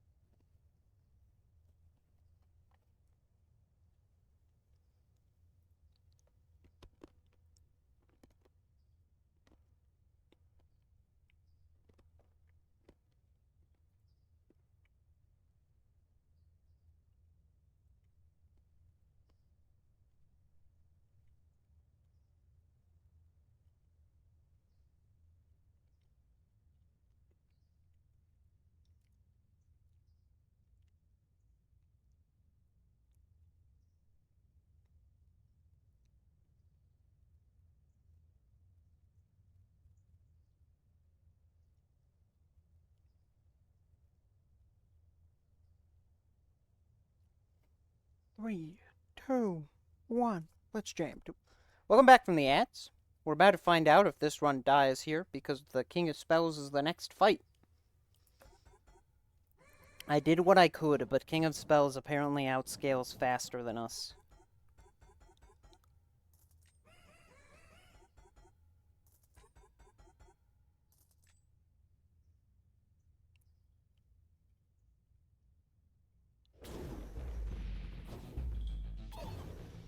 Oh? Oh, okay. I did enough. I did enough. We won that fight.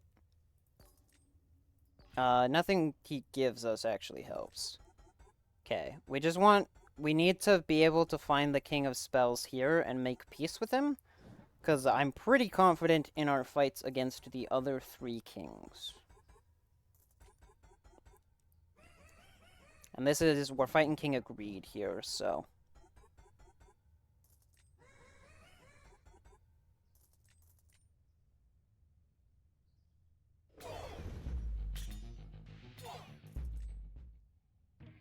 Okay.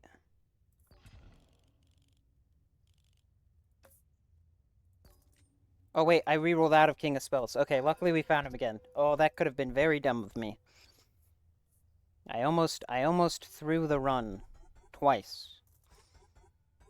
Alright. But now it's easy sailing. I wonder why King of Spells specifically scales so hard, though. Wonder what it is that's applying to his units. I wish there was a way to check, like, the stats of enemy units, so you could see for things like that.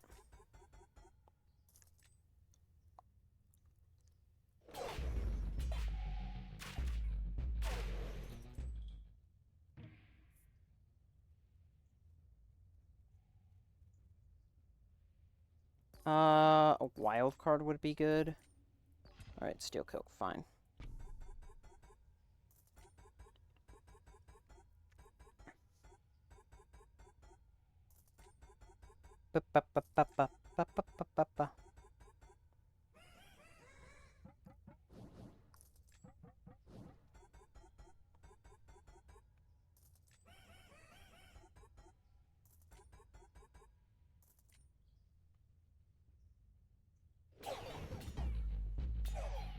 Alright, who's our final assault gonna be? The King of Nature. Ah, I fear this will go just like it did last time for him. This is year 99. This is the chosen year.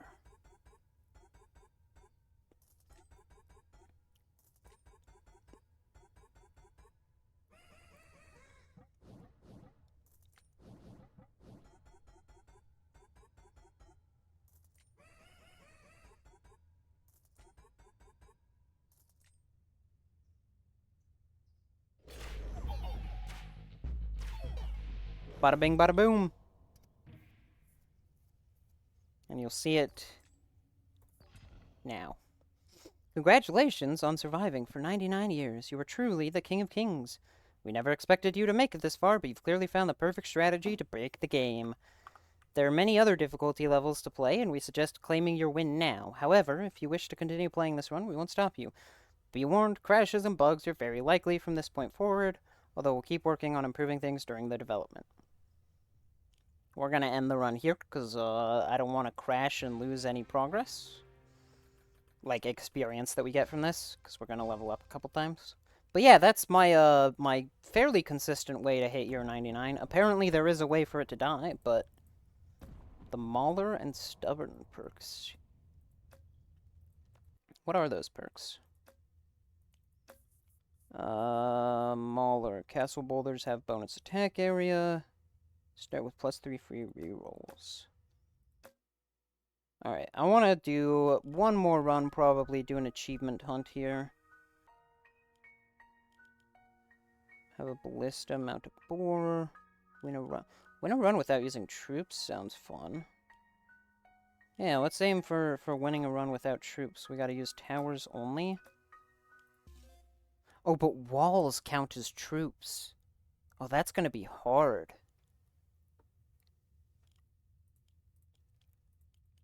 I think King of Stone is probably our best bet. Because quarries are nice. And then we'd be focusing on Trebuchet's flame towers. Ballistas, wall makers, and trappers would be dead cards, because those count as units. King of Nature could work if we avoid boars and elves, because mycelium can be pretty strong. King of Greed might also work, just because dispensers late game are really powerful. But then we have mercenaries and thieves as our dead cards. Maybe I do King of Greed.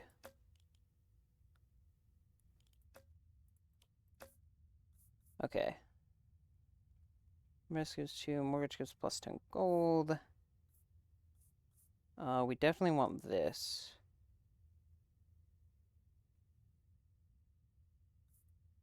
Do that, so the tower, we get plus 60 bonus damage at the start. And then I think we'll do this instead of this. Alright, we'll try this and see how it feels. Do we have that your base can level up multiple times? Because we definitely want that too. Yeah. That's this one. Okay. We'll try this. If this doesn't work, I'll switch to King of Stone. If we can get King of Stone as an enemy here, no.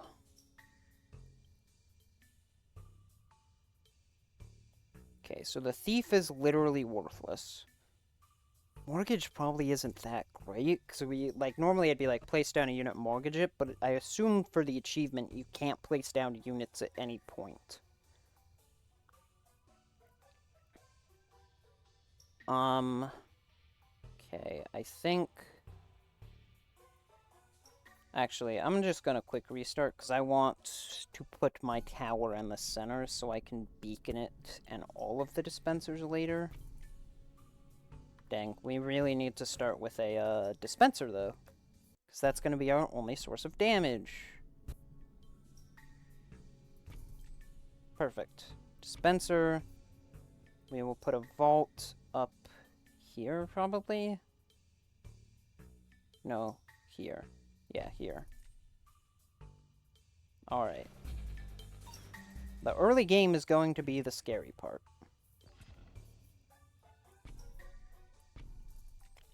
We're gonna try and get down at least 3 dispensers early. So we need them to start scaling. Excuse me. The faster they can start scaling, the better.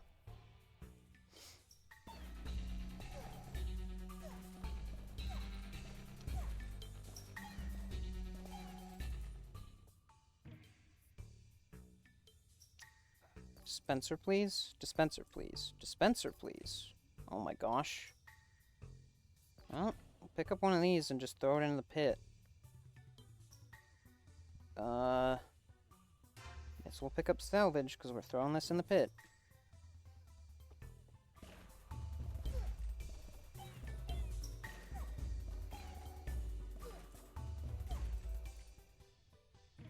Wait, was the achievement...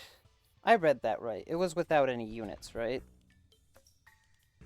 Oh, there's no way to see achievements from here. Okay.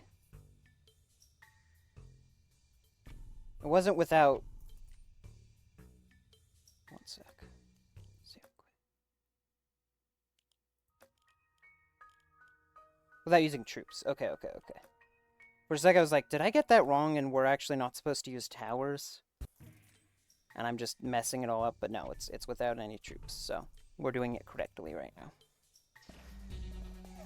Okay, next thing I'm looking for is now a beacon to further increase... Oh, please attack those. Dang it. Okay.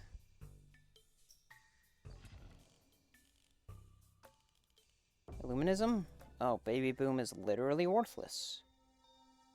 That's unfortunate.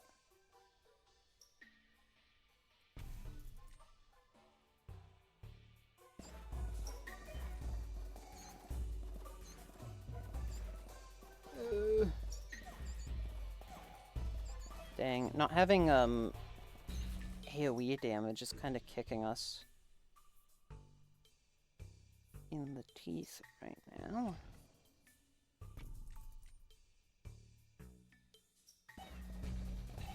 Oh, these guys are gonna move too fast. Yep. Okay.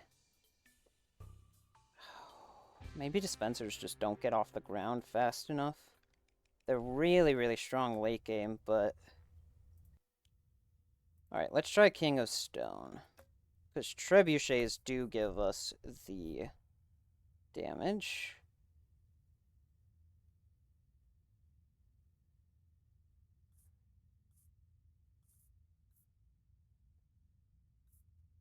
We can probably take incendiary, removing lucky.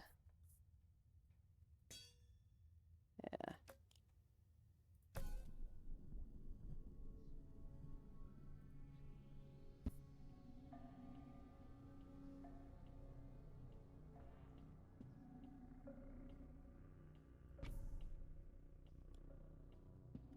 Okay. This is fine, actually. In fact, dispenser and orchard are really nice. So I think what we'll do, we're going to dispenser here and then earthworks. So we can go, we're going to put a dispenser right here and trebuchet right here. And then probably a cauldron right here so that all of these apply poison.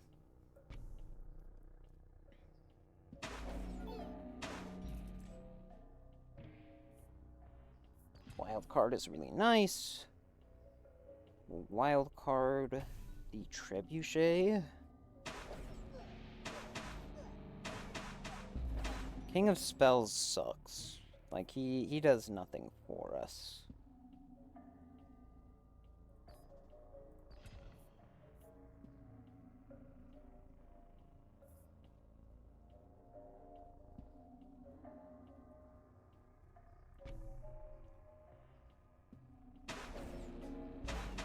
Orchard is really nice because it's one of the good ways to stop enemies from getting closer to us. Wild card.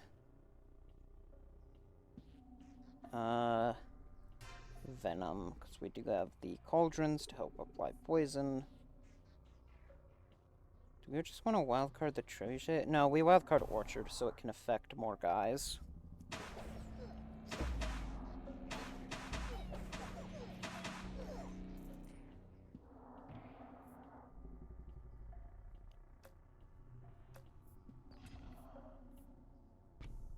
We're in a converter because we're gonna offering it next turn. Looking for wild cards or clones. I also don't hate like earthworks. I don't like how close they're getting, but it seems like this challenge is meant to be really difficult, which makes sense. Peacetime, that doesn't help us at all, unfortunately. Okay, offering. Procreate is worthless, but overhaul isn't terrible. Okay, we'll level up the orchard all the way. Level up Stronghold. We'll give this to the dispenser, because eventually the dispenser can attack really fast.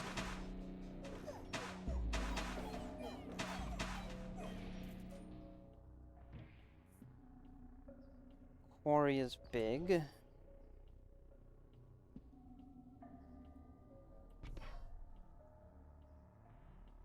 Okay, we really want to find King of Greed.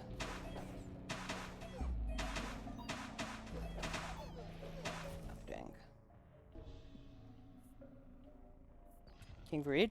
Oh, I probably should have grabbed another trebuchet for that. Greed. Because we want Beacon here. Really badly. I might just overhaul Quarry to get some levels going. No.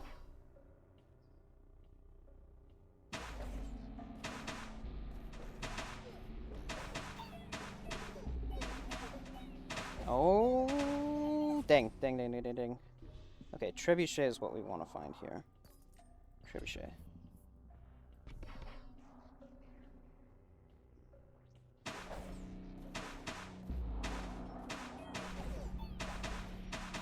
Oh my gosh, this is gonna be a rough one. We might just have to do a bunch of early rerolls. I also probably shouldn't be attempting this on the highest difficulty. I'm not gonna change it. I'm not a coward.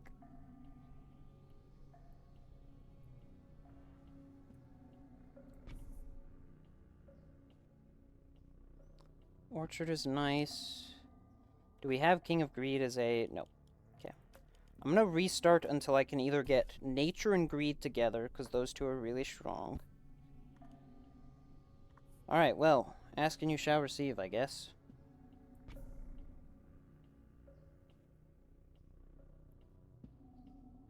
Okay, so we want to go dispenser here, but we're just putting it back in hand for earthworks. Oh, I should have done it up there.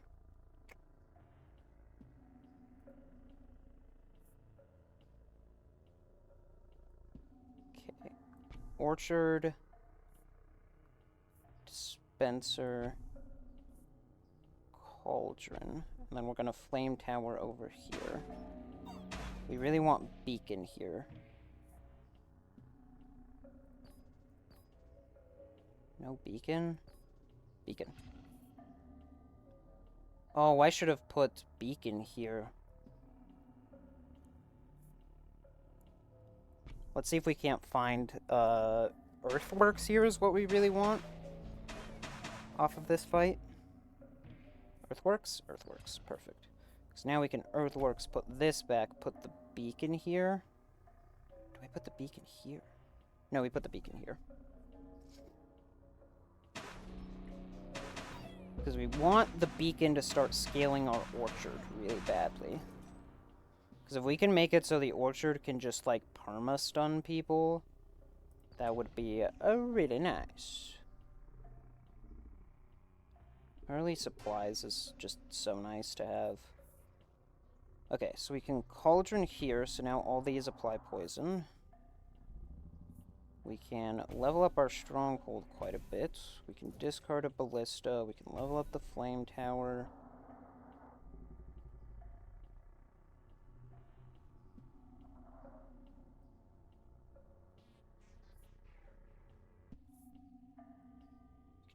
Trebuchet.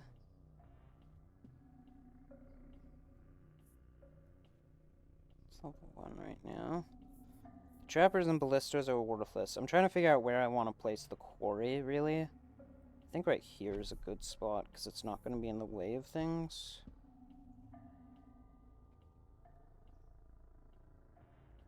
We should use this earthworks before we buff towers too much. I think I'll do it on this.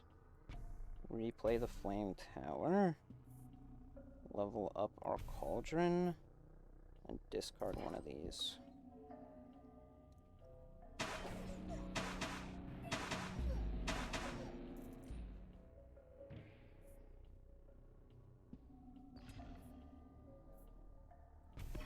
What level is this at now? +4, so we can level it up one more time.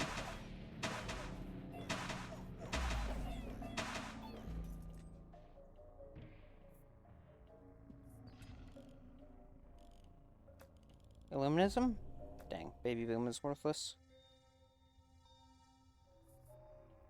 Okay, place another beacon here.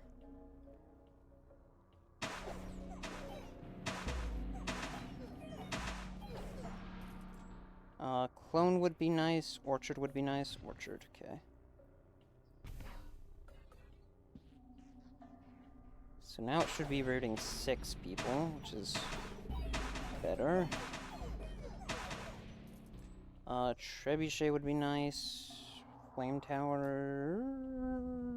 We can work with Flame Tower. Wage war here. King of Progress probably isn't terrible, but I think there's better.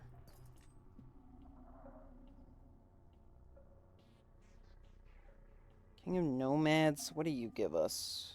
Not much. I'm gonna reroll one more time. King of Nothing is good. Mostly because wild cards are very, very strong.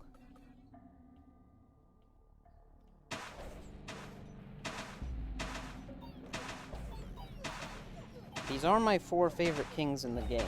Nothing, Stone, Nature, and Greed. They do kind of form the quadfecta of my favorite kings. Clone and Orchard here are nice.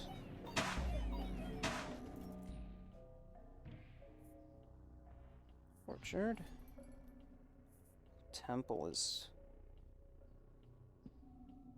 potentially really strong. Mycelium's also nice, and so is Quarry. Temple's best in, like, endless runs. I don't know if I take it here. I think taking Quarry or Mycelium is more productive. I think I'm gonna take Mycelium. Go Mycelium here, Orchard here.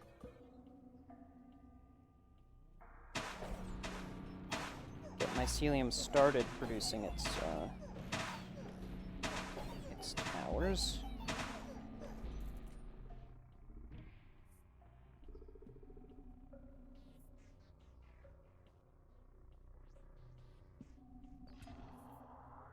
Put a vault down, because that'll start buffing the dispenser tower even more. Might turn down these sound effects, because trust me, late game dispenser tower, it is a constant noise machine. So we'll probably do that. This is good. I'm gonna unlock here, probably. Alright, let me go. Options, sound effects. Never mind, it's already on the lowest volume. Alright. So what do we level up? Probably the Trebuchet. Yeah.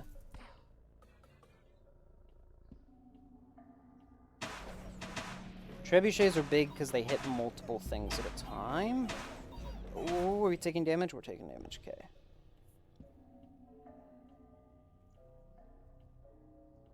Do we go... Another flame tower might not be horrible. I'd really like another Trebuchet, maybe. Another Trebuchet, maybe. Okay, never mind. I guess we're taking a Quarry. Let's not say Quarries are bad. I was just really hoping for a Trebuchet. Okay.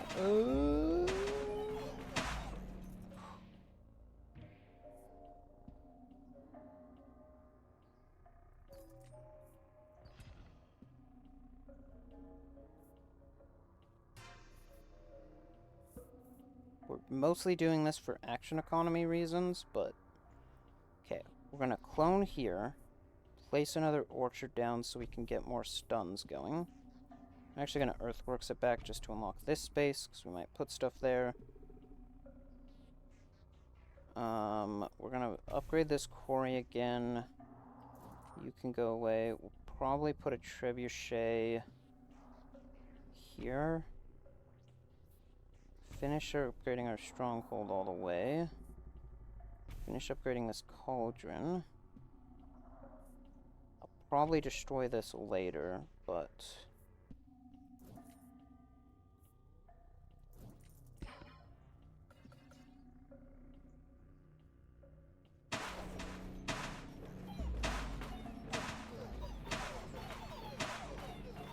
Uh-oh.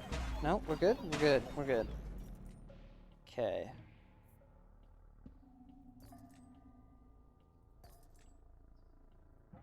Dang. None of these are any good for us.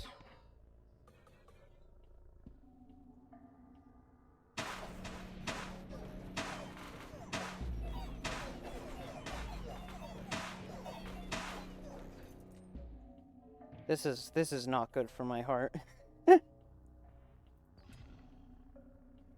Baby boom. Yeah, the blessing does nothing for us, unfortunately. It should be firing decently quickly now. Yeah.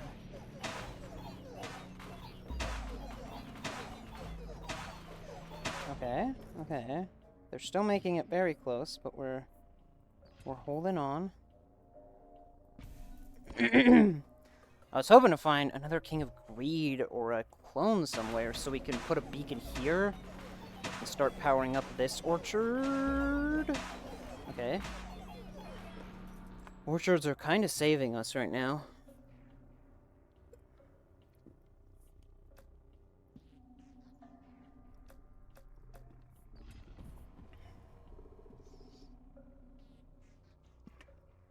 Place another quarry right here. Oh gosh. These guys are so tanky. I don't know if we're going to be able to... Granted, they are slow. They're very slow, but they are very tanky. Wow, we actually did pretty good against that. Surprising. None of those are good for us. Echo form isn't bad, but I really want... Do we have a good spot for X-ray?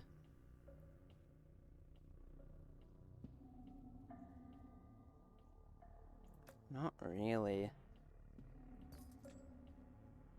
Alright, I guess we're picking up Echo form. I was kind of hoping for...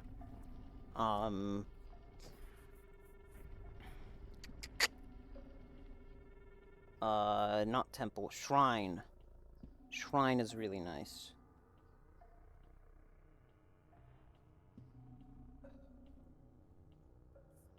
Just don't have a good spot to use it right now. Okay, we really want to find a clone here if we can.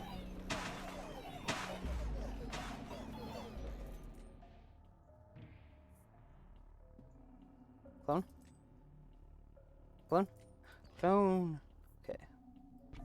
This is good. We can start a beacon here, which can start mainly making this trebuchet fire super fast, which is nice, because trebuchets hit... They throw one rock per non-troop construction you have, which we have a ton of, because that's literally all we can build this run.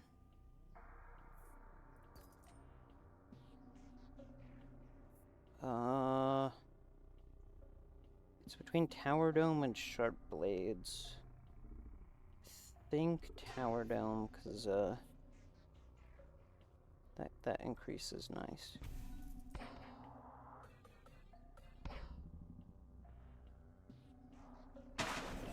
Yeah, now our stronghold's building, like, mega fast. Okay.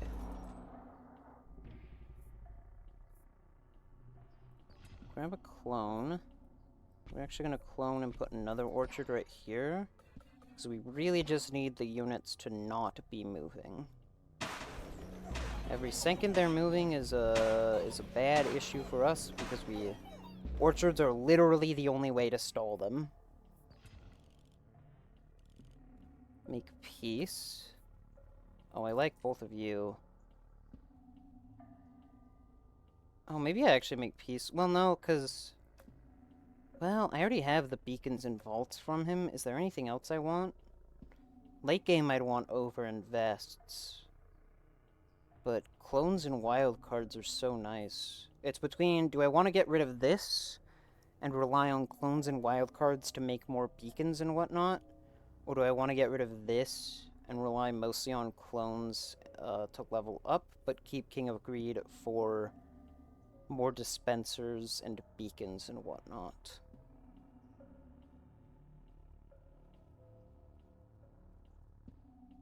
I think I'm gonna remove King of Greed. I don't know if that's the right choice. It's hard to say.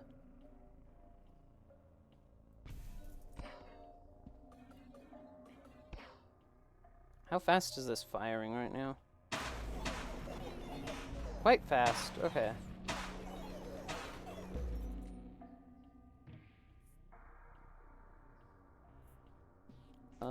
We don't have a swap for the cauldron. Another trebuchet just to level up the one up here. I might actually...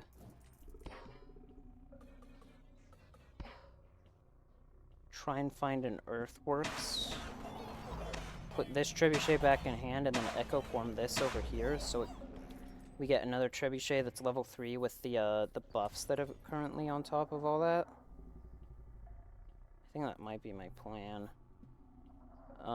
We will wildcard to level up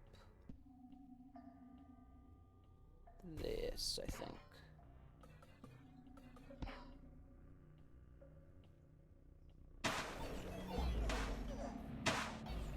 Okay, we're doing pretty good. We're doing pretty good.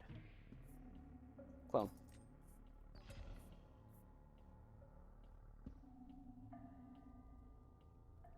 Yeah, I think we go clone. Finish leveling up this beacon all the way, just so it's really... This thing's probably gonna hit the attack speed limit eventually. Right now it's definitely not at it. But it is doing a lot of damage. Easily our highest damage tower. Wildcard. Perfect.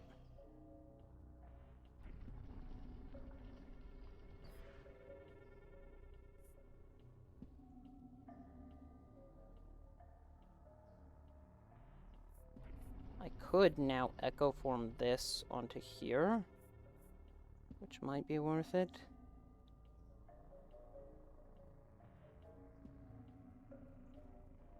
Yeah. He's not going to get any more attack speed buffs, but the attack speed is already very decent and a lot higher than base trebuchet. So he can do quite a bit of work. Alright, we're gonna wildcard level up this orchard.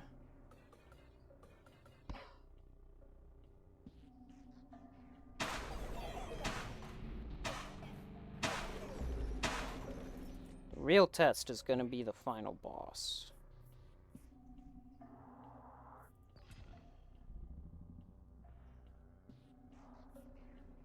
Oh, we do have a decent amount of poison going around. This is always good. Supplies are nice.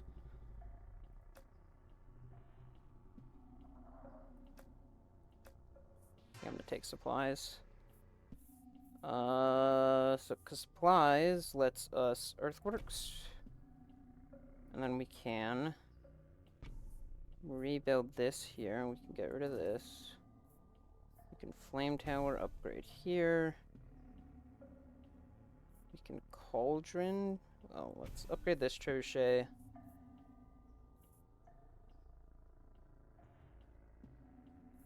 Also another quarry. We can level up this quarry. Put this trebuchet to level 3. Discard this because it does nothing. Let's clone this and level it up. Let's put another cauldron right here. And then we can discard these because we don't need them.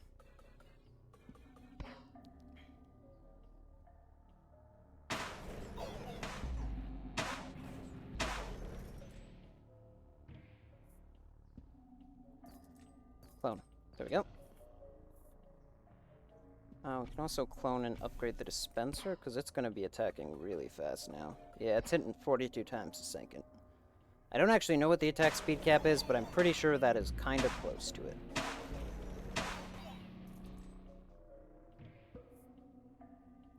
Wildcard. Wildcard? Wildcard. Clone. Wildcard, level up this. Clone. Let's use clone to get this orchard all the way.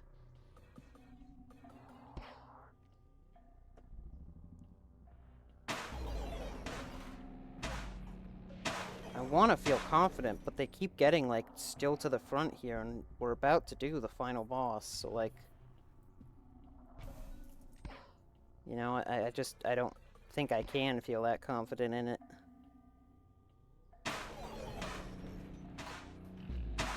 Alright, this is gonna be the true test.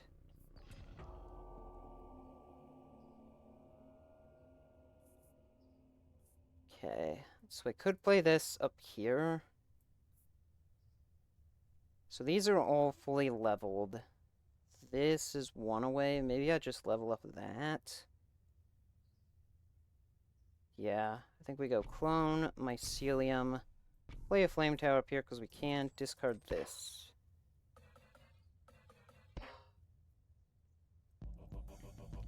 Alright. Luckily, King of Nature isn't the worst, because he moves pretty slow. Oh, yes! Let's go. Please give me the achievement. Do I need to continue playing? Hey, there was the achievement. I just saw it. It just popped up. Let's frickin' go. I wonder how long I can take this into Endless. I don't think it will go very far. Because eventually the enemies, because their movement speed also starts to scale. So I think eventually their movement speed is gonna outscale what we can do. But I'm interested in finding out how soon that will be.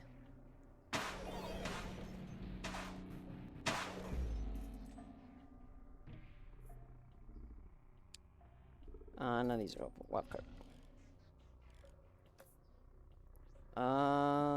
King of Nomads is not great, but he is okay. We'll upgrade. I probably should have upgraded a quarry, actually. That's fine.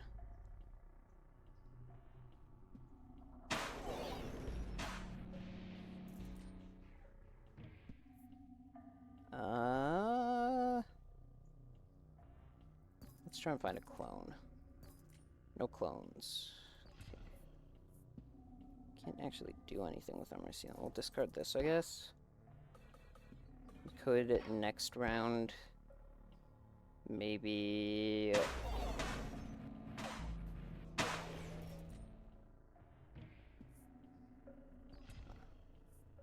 doubles the damage of all towers. Let's go. So I think we can bada bop. Boom. And then we'll try and put something like a beacon or something there.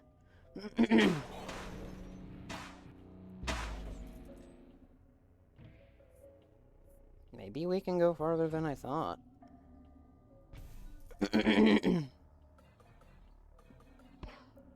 Oh no, not being able to use walls or any sort of thing. Plus, I wasn't expecting to do endless. If I was doing endless, I should have picked up that temple when we saw it.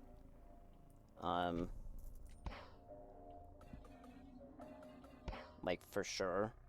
Is this probably at the attack speed cap? What are you shooting at? Oh, almost certainly.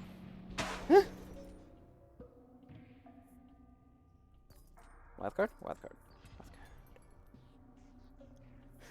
Nothing usable there. Wildcard here.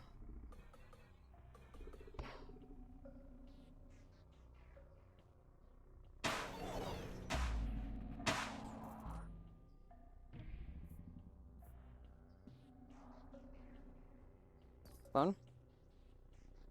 Yeah, we can pick up this. I'm keeping money so I can open up this slot soon.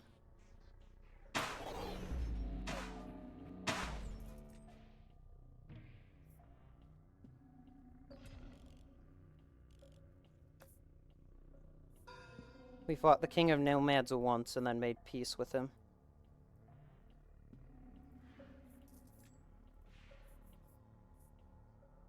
Upgrade the quarry. Or the damage buff.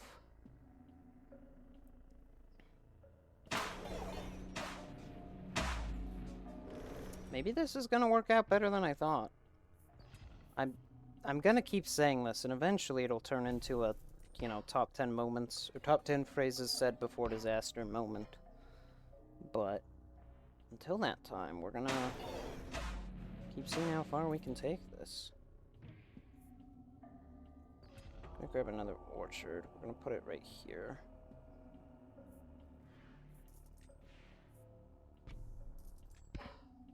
We haven't fought the King of Greed in a while, which is weird. Oh, wait, I made peace with him, didn't I? That's why we haven't seen him. I'm dumb. I need to be looking for a clone then, so I can clone a beacon and put one elsewhere.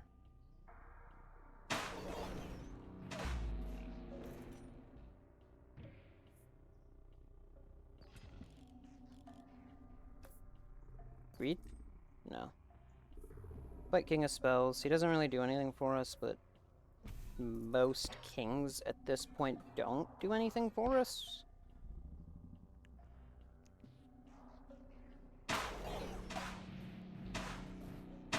Because of how weird this only using towers requirement really is.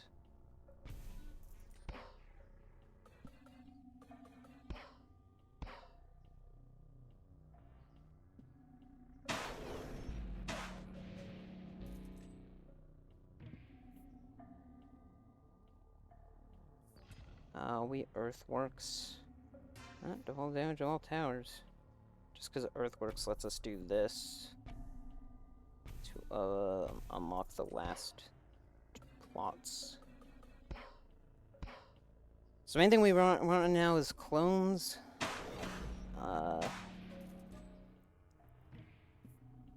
Clone.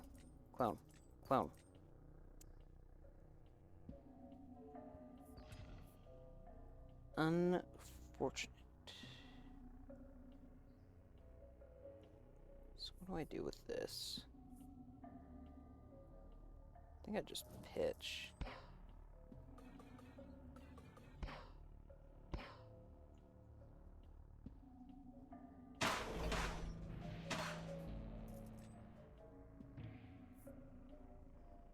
None of these are going to be helpful, I don't think. I don't think anything the King of Spells can give us is going to be useful. Probably shouldn't have even re-rolled there because it just wasted money, but... Clone? Clone. Not gonna re-roll again because I want to be able to spend stuff here. Hey, that's actually what we were looking for. So we're gonna put one more beacon. I think right here. Right here is the correct option. No. Right here. And then we're gonna go quarry, hopefully.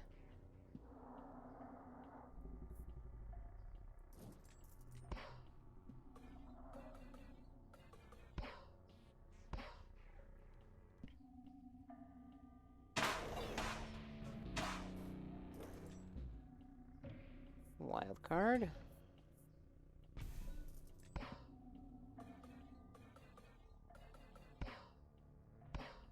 I do like seeing how far some of these things can break the game before the game will just eventually scale to the point that it says no.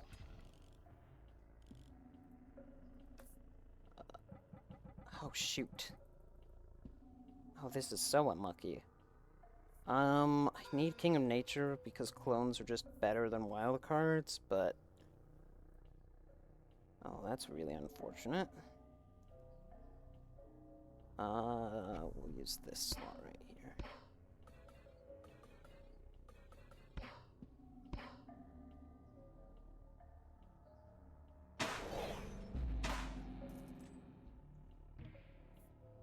Clone.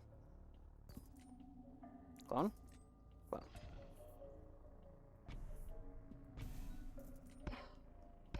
Okay. Pretty soon we're gonna hit the cap as well. Because we can only theoretically play 1, 2, 3, 4 more cards. Well, no, because we got 2 here. So 2, 3, 6 more cards, and then our map is completely full at that point.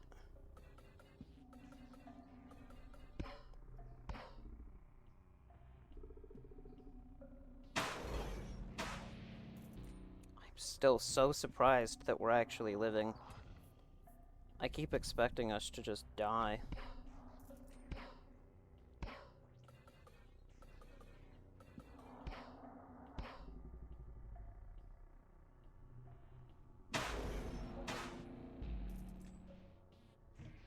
Quarry. King of Nothing, because we want those wild cards back.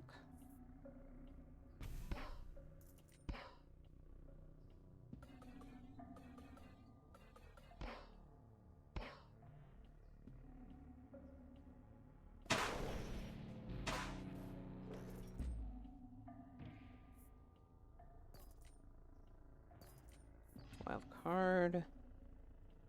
Roll this.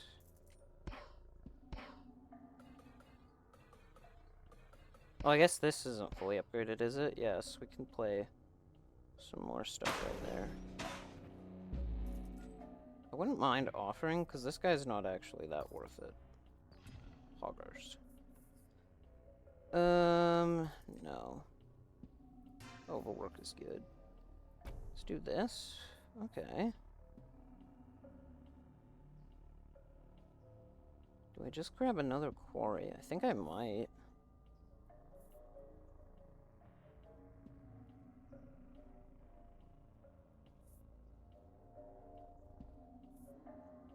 Yeah. Start a quarry there. This doesn't help us with anything. I'm not upgrading you. Let's overinvest.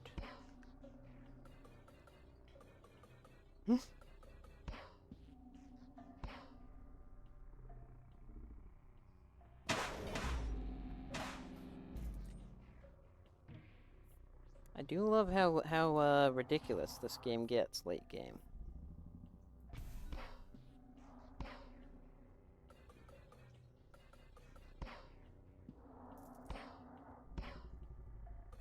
This is one of those games where late game it is just kind of a pile of numbers simulator.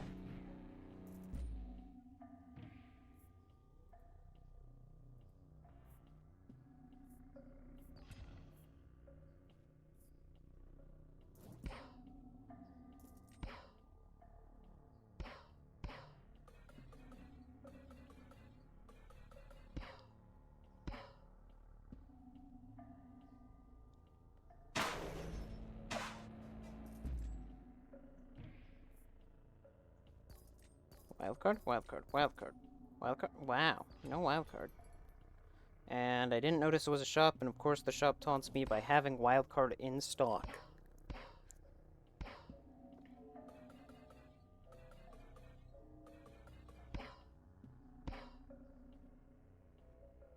I like how I was like, I'm gonna do one more quick run before ending for the night. This run's been going on for like 30 minutes now. I'm not stopping until I die, or reach year 99, but I don't think this... There's no way this run makes it to year 99.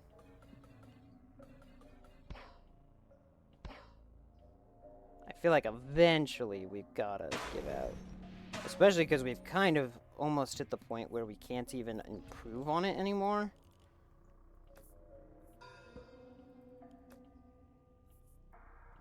Like, now everything is almost completely leveled. We have one more level we can put here.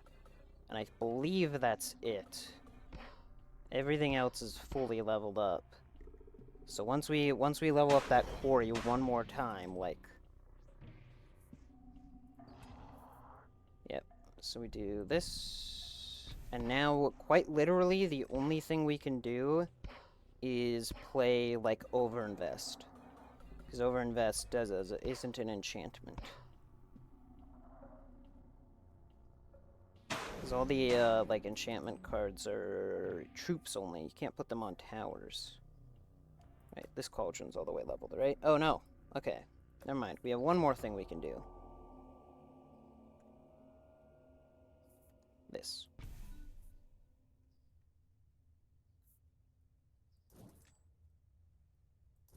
Also, shoutouts to this attack speed probably being crazy. Yeah. 53,000. That's even on the low end for most dispensers at this point. If you build around dispensers, they have exponential attack speed. They hit their attack speed caps so quickly.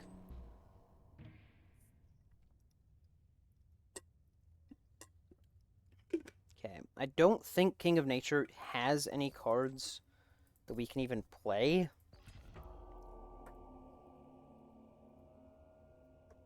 This is all the way leveled up. Leveled up. Leveled up.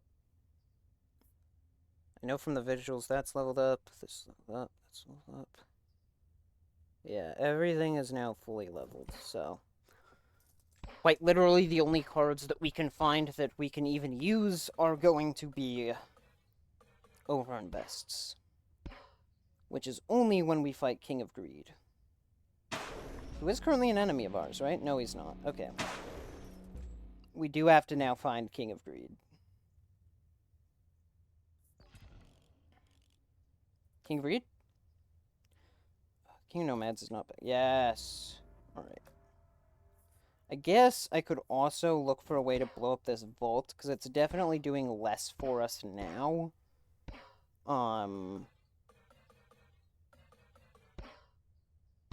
And find something to replace it. Probably just another quarry to keep damage high.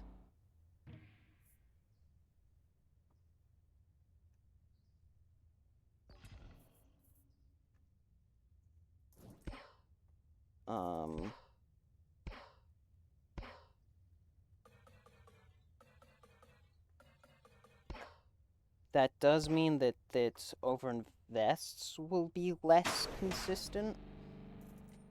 But that's not a terrible option. I don't think anything you do can help us either. Scout tower. Yeah. None of these are good. Random rainbows can be really strong. Oh, hey. Temple is really nice.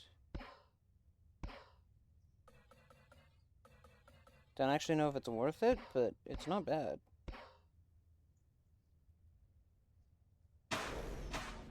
Jeez, we're actually... This is so much farther than I thought I would make it. Okay, King of Greed is coming up.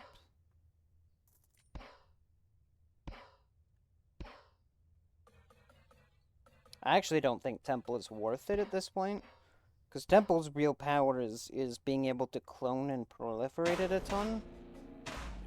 So you can just scale really well into the late game. And I think we might be too late for Temple to really matter. I think we're going to buff this. Because this is going to be doing AoE damage, which is really nice.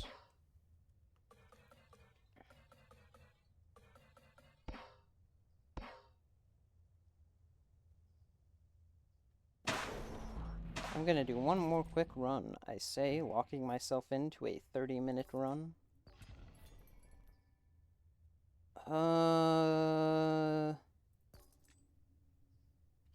Vault.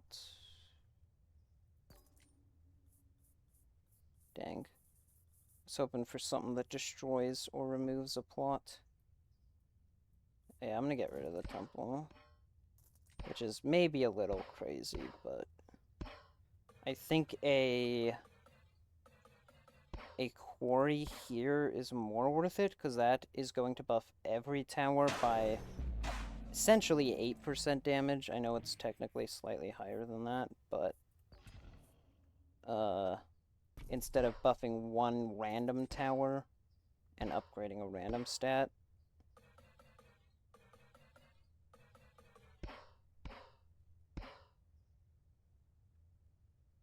Also, there's an ad break in 2 minutes 40 seconds.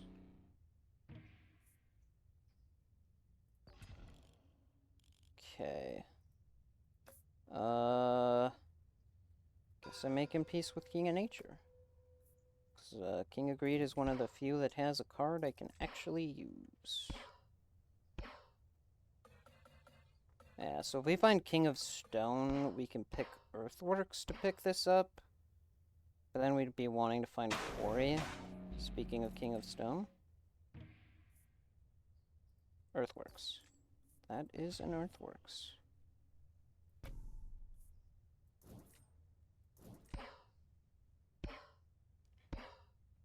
Maybe this can make it all the way. Maybe I underestimated, maybe we can make it tier 99 without even a single... Nope. I have jinxed myself. Quarry. Yep, and enemies just got even stronger. Yeah, I figured this would end eventually. I didn't think there was any way that this could, make it all the way. Alright, maybe I'm gonna snooze ads, because if I die here, I'm gonna snooze the ads. That means they're not gonna happen for another little bit. Okay, we lived that. Surprisingly. Because I don't want to, like, make you watch ads and then immediately raid out. That seems really rude. Okay, yep.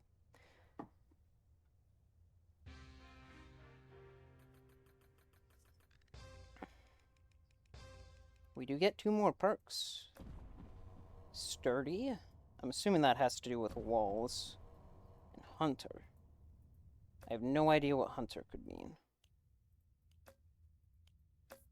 Sturdy. Walls have bonus HP. Where's Hunter? Oh, trappers deal plus 20% damage. Oh, okay. Alright. That was some Nine Kings. I really like this game. It's become my go-to, like... I want to play a game that makes me think, but not one that makes me think too hard. You know? Some I can kind of just relax and and watch the numbers go up in a satisfying way.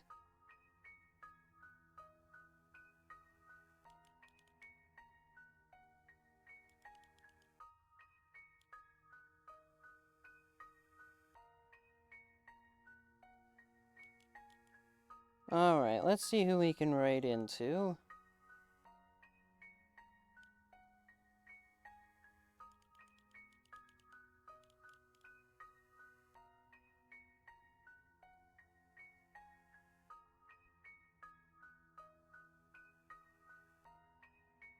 Do got a lot of friends live. I'm trying to decide. Okay, who have I raided into recently?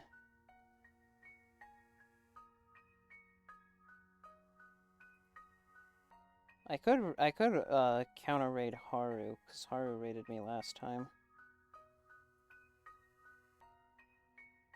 You ever just look at something and realize, oh, I just realized I've been streaming in 720p. I could probably up that. I don't know. That's for later me to work with. Also, my mouse is yelling that it has low battery. I'm gonna have to go get batteries after this. Oopsie. Okay. Imbo, Kita, and Satan Happy. Okay, so I did rate Sarah and Gabi recently, but I haven't rated Haru recently.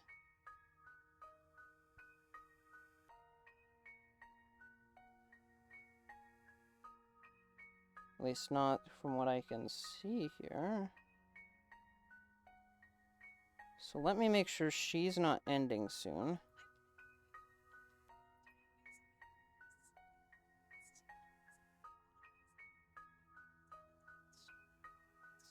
Okay, does not appear she is ending soon. So, let's raid into Haru Haru. If you don't know, Haru's a good streamer, good friend. She raided us during the birthday stream, which was super duper kind of her. So let's go show her some love back.